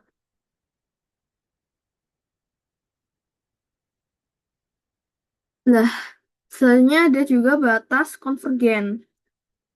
Kalau misalnya divergen itu saling berpisah, kalau misalnya konvergen itu saling bertemu. Nah, makanya ada juga convergen sendiri juga jadi macam-macam ya jadi tiga juga ketika antar samudra terus antar benua terus antar samudra dan benua. Nah, batas konvergen ini menciptakan perubahan juga seperti ya gunung api, gempa bumi, pembentukan gunung api, letusan gunung api, gempa bumi. Terus terciptanya juga eh, sabuk pegunungan seperti pegunungan Himalaya. Terus banyak juga hal yang terjadi. Nah, kita bisa melihat kalau misalnya ini dalam tabel ini ada lagi nih batas transform ya. Tapi nanti ya kita kembali ke tabel ini. Nah, kita bahas lebih lanjut mengenai konvergensi antara lempeng samudra dengan benua. Nah, lempeng samudra dengan benua ini yang paling apa pertemuan lempeng samudra dengan benua ini yang paling apa ya sering dibicarakan karena emang paling apa ya terkenal gitu ya ketika lempeng samudra menuju ke lempeng benua itu ada akan terbentuk adanya zona subduksi yang mana magma itu keluar dari situ. Nah, nggak cuman eh, konvergensi lempeng samudra dan benua saja, tapi eh, efek lain akibat aktivitas ini juga adanya palung. Nah, palung yang tercipta itu kayak agak jauh dari pesisir laut.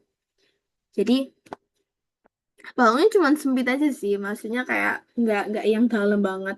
Kalau misalnya yang lempeng samudra, yang konvergensi samudra itu palungnya dalam tuh. Nah, kita bisa melihat ini. Nah, ini contoh dari gambar.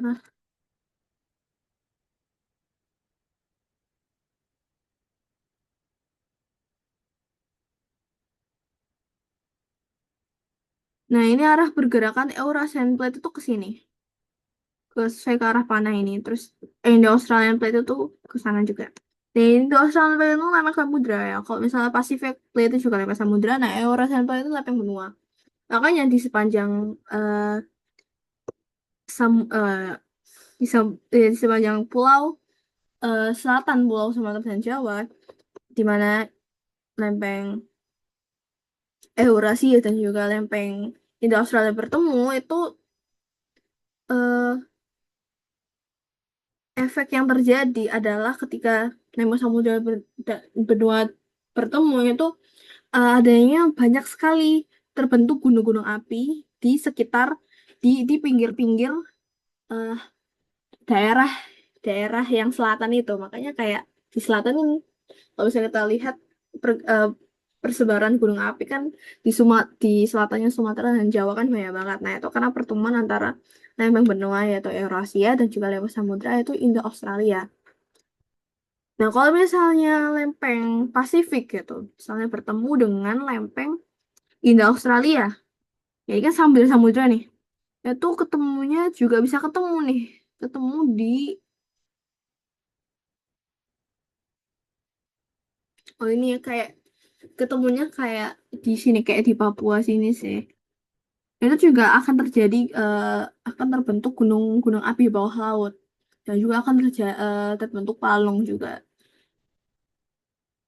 Ini tuh yang dikotaki ini tuh eh, transform. Nah, nanti kita akan membahas transform itu apa. Itu transform juga pergeseran juga. Lalu ada ini konvergensi lempeng samudra-samudra.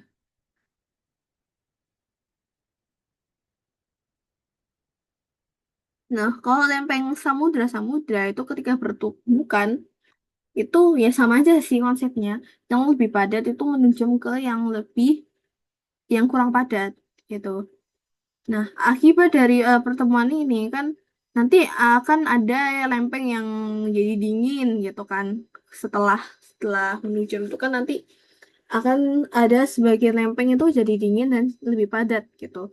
Nah, eh, ketika dia menjadi lebih dingin dan lebih padat gitu, lempeng kedua lempeng ini,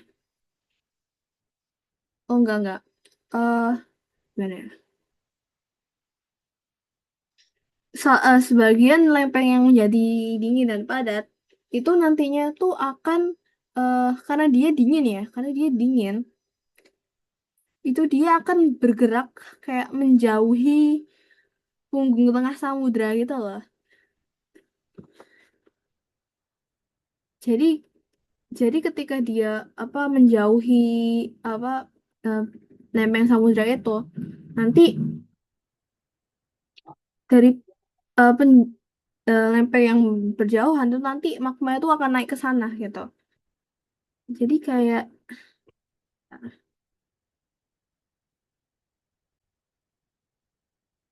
nah ini gambarnya tuh seperti ini. Nah ini. Ini. Ini.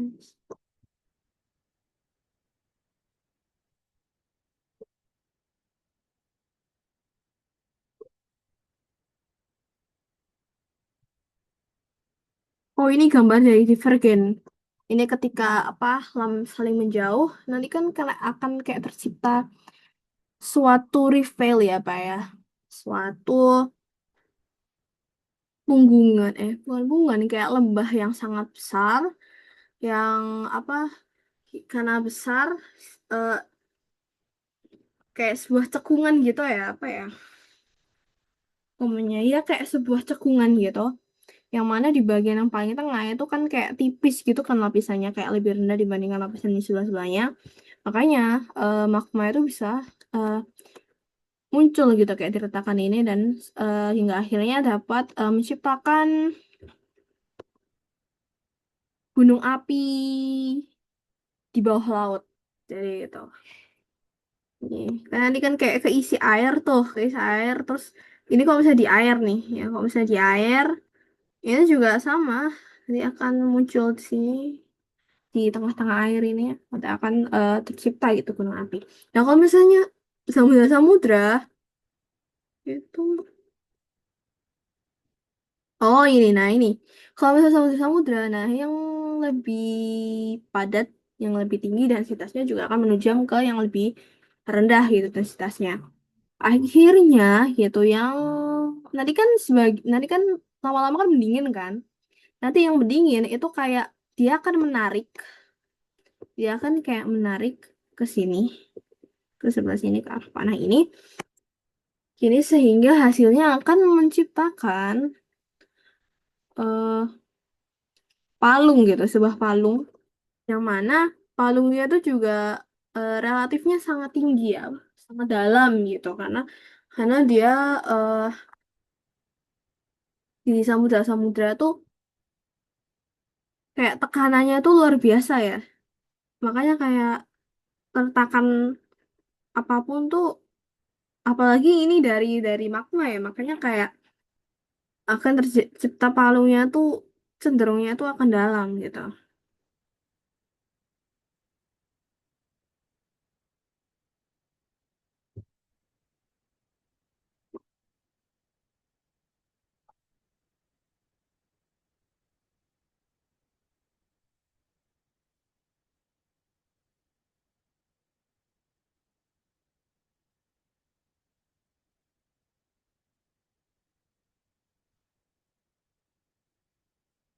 Pokoknya intinya kalau misalnya di laut antara konvergensi samudra-samudra itu intinya sebenarnya sama.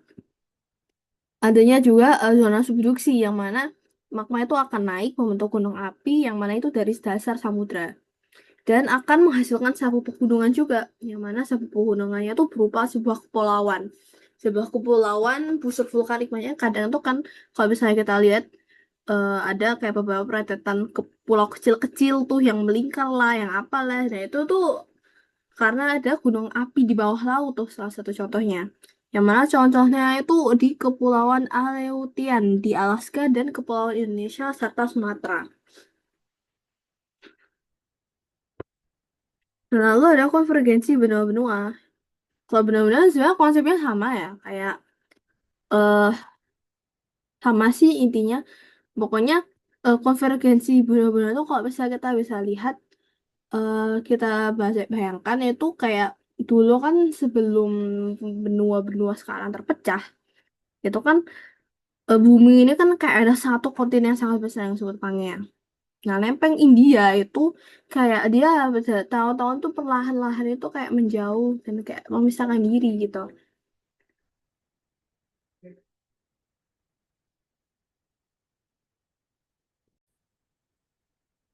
Nah, lempeng India itu yang bergerak itu akhirnya bertabrakan dengan lempeng Asia.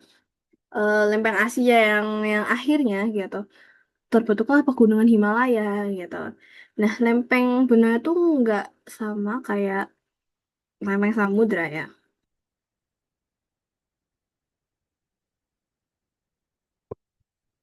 Kalau misalnya lempeng samudra itu menujam, terus lempeng benua dan samudra itu kan juga menujam. Kalau misalnya lempeng benua-benua itu nggak menujam, jadi dia definitely apa ya, pasti akan kayak tertabrak.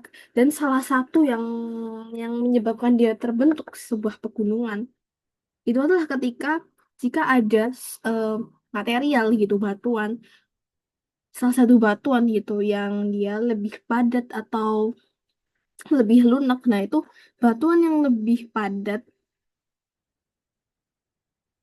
atau lebih lunak itu nanti dia tuh akan kayak terkompresi gitu loh. Jadi kan kayak nih batuan, ya misalnya lempeng lempeng Asia nih, terus ada lempeng lempeng India. Terus lempeng India itu nabrak, terus lempeng di apa di Asia itu kayak akan karena ada tabrakan ini, jadi kan ada gaya yang ke sana kan. Nah, gaya yang ke sana itu menyebabkan batuan-batuan yang ada di lempeng Asia itu kayak terkompresi gitu, terkompresi dan menyebabkan eh, lipatan, suatu lipatan. Kalau misalnya lipatan tuh eh, dia tuh batuannya tuh lunak ya kalau misalnya lipatan. Tapi kalau misalnya batuannya kaku itu dia akan menciptakan sebuah sesar.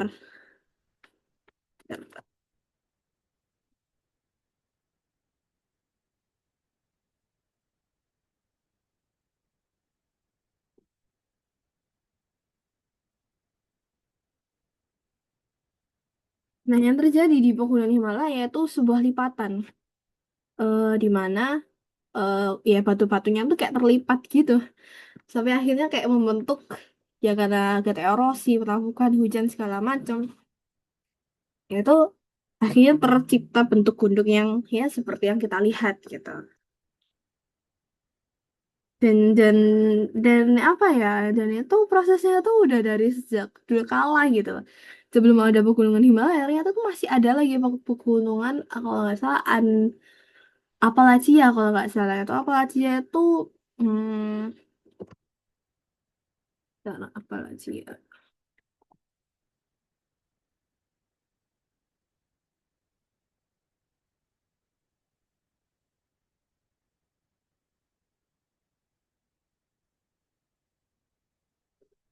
Nah, sebelum pegunungan Himalaya itu ada juga pegunungan Apalachia yang juga terbentuk gitu, yang lebih dulu malahan, sebelum sebelum benda-benda saat ini ada gitu. Apalachia itu udah itu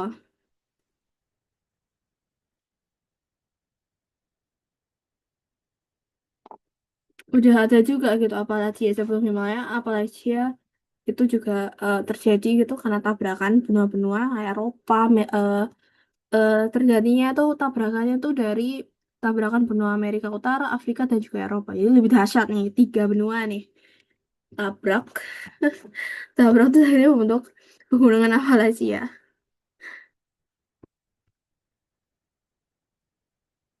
Nah, ini ada gambar. Nah, ini kalau misalnya ini nih,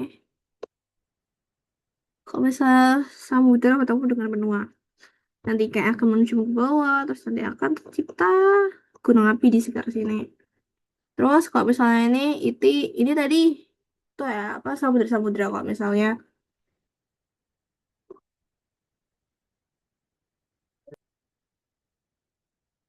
nah ini samudra-samudra ya, ketika lempeng samudra salah satunya tuh kayak menuju ke bawah. Nah, ini bergerak ke sini nih. Nah, ini di tengah-tengah ini akan tercipta, eh maka magmanya akan keluar dari sini kata, akan keluar dari sini, dan juga ada palung juga yang tercipta dari situ.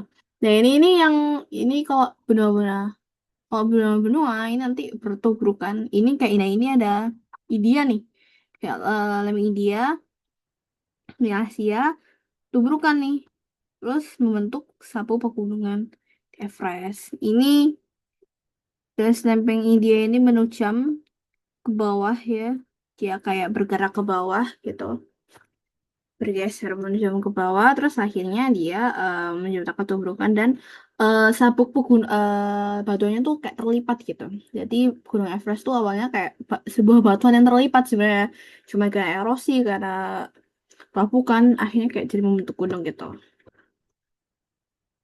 Selalu ada, oh ya, ini batas transform.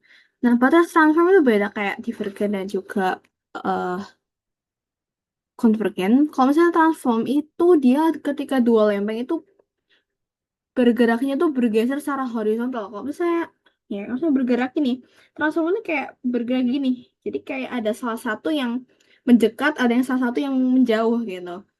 Nah, hasil dari pergerakan transform, batas transform ini ada dua, yaitu patahan dan juga sesar. Kalau misalnya patahan itu, kalau misalnya batas transformnya itu kayak kaku gitu. Salah satu contohnya itu patahan San Andreas di California. Nah, kalau misalnya sesar itu terjadi kalau misalnya patahannya itu sifatnya tanahnya itu kayak lunak gitu. Nah, kalau misalnya kita melihat di sini, dari sini ada kayak kotak kuning itu kayak dia tuh transform ketika, ya kita bisa lihat secara horizontal, yang yang lempeng Antartik ini kayak agak ke dalam gini, apa yang lempeng India Australia ini kayak agak ke dalam gini, itu menciptakan sebuah patahan di di transform di lempeng, apa, di perbatasan antara lempeng Indo Australia dan juga lempeng Antartik. Nah, kalau misalnya kita lihat dari tabel ini, batas divergen gitu, apa yang terjadi gitu, yang terjadi adalah lempeng-lempeng bergerak terpisah. Nah, hasilnya itu pembentukan dasar laut yang baru dengan gunung berapi di bawah laut, terus ada juga punggungan tengah laut, terus ada gempa bumi yang kecil hingga sedang. Kalau misalnya konvergen itu lempeng-lempengnya itu bergerak mendekati satu sama lain. Dan juga yang terjadi adanya kerusakan di dasar laut, terus pembentukan dan pertumbuhan pegunungan dengan gunung berapi, terus adanya zona subduksi yang menghasilkan gempa bumi dan juga tsunami. Kalau misalnya transform itu lempeng-lempengnya bergerak saling melewati, ada yang bergerak menjauh dan ada yang mendekat gitu. Tidak ada pembentukan atau penghancuran kerak, cuman ada yang eh, bergeseran secara horizontal itu menyebabkan gempa bumi yang kecil hingga besar. Gitu.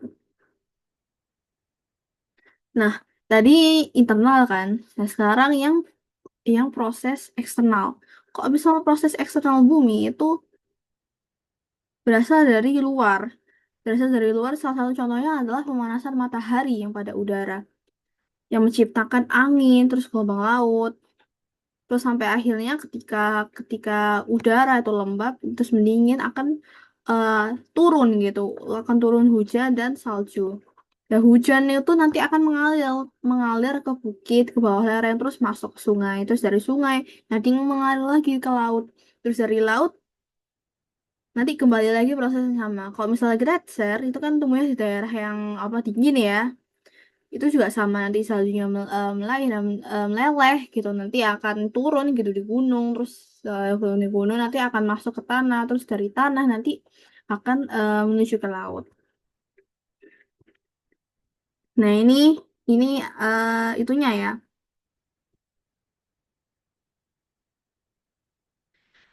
Nah, salah satu efek dari eh, energi eksternal yang ada di bumi itu adalah erosi. Nah, kita bisa melihat kok misalnya dari gambar A dan B, gitu. Kalau misalnya terjadi adanya eh, erosi atau pelapukan itu dapat menyebabkan uplift atau tanah itu akan kayak bergerak apa ya, bergerak iya akan kayak bergerak ke atas gitu. Itu karena adanya pelepasan itu karena adanya erosi di atas permukaan bumi. Nah, kalau bisa kita lihat di gambar A itu kan kayak ada gunung-gunung ini kan. Nah, kalau bisa kita lihat di B itu kayak gunungnya itu udah rata. Nah, akibat adanya beban yang hilang gitu di atas permukaan bumi itu, makanya tanah yang tertekan gitu di bawah, apa batuan yang tertekan di bawah itu akan mengembang ke atas. Akhirnya akan membentuk suatu gerakan uplift yang mana tanahnya itu akan eh, meninggi gitu ya apa ya batuan yang lama tertekan di bawah itu akan bergerak ke atas mengembang gitu akan mengembang ke atas dan muncul gitu di permukaan jadi seperti itu jadi itu eksternal tuh proses yang terjadi akibat itu ya eh, pelapukan ya proses pelapukan erosi salah satunya adalah uplift. Nah, kalau misalnya lalu misalnya ada waktu geologi. Nah, kan sebagai manusia kita mikir ya, kalau misalnya di satuan waktu, itu kita mengenal istilah detik, jam, tahun. Nah, kalau misalnya di waktu geologi, itu waktunya tuh sangat-sangat lama gitu. Bahkan jutaan tahun, bahkan proses terciptanya bumi, proses tata surya itu masuk ke dalam apa waktu geologi. Nah, di geologi sendiri itu sebenarnya ada istilah apa ya ada kayak periode waktu di mana kayak oh di periode ini tuh ada periode di mana dinosaurus tuh ada terus direntang sekian sampai sekian terus nanti selesainya setelah dinosaurus punah muncul lagi spesies baru. Nah di waktu geologi itu seperti itu jadi kayak fokus ke eh, waktu geologi yang terjadi di bumi bagaimana bagaimana awal mula kayak makhluk pertama gitu atau bahkan sebelum ada makhluk hidup cuman cuman sekedar kayak tanah atau es doang gitu yang ada di bumi ini ada gitu pokoknya waktu geologi itu pokoknya dari awal terbentuknya bumi atau sampai sekarang kita manusia itu diperhitungkan gitu. Nah ini salah satu contoh dari waktu geologi di mana kayaknya di Masehi ya di 4 sampai 6 Masehi Kenozoikum di mana kayak mamut itu muncul terus di 250 masa sebelum Masehi Mesozoikum di mana dinosaurus di era Jura ini dinosaurus itu ada terus di 300 sampai 544 sebelum Masehi Ini hewan-hewan purba ya, kayak ikan yang gede, terus dinosaurus, tapi bentuknya kayak masih masih apa nggak tinggi apa bentuknya kayak masih pendek gitu kakinya, terus kayak ada serangga-serangga juga gede-gede. Terus 600 sampai 4550 sebelum Masehi, Prakambian itu kayak apa ya? Makhluk hidupnya kayak masih berupa apa? Kayak bakteri gitu, masih ukurannya kecil-kecil gitu. Nah, oke, itu saja sekian dari saya. Apabila saya mohon maaf apabila banyak kesalahan gitu. Mohon dimaklumi karena saya memang masih belajar. Nah, sekian dari saya. Wassalamualaikum warahmatullahi wabarakatuh.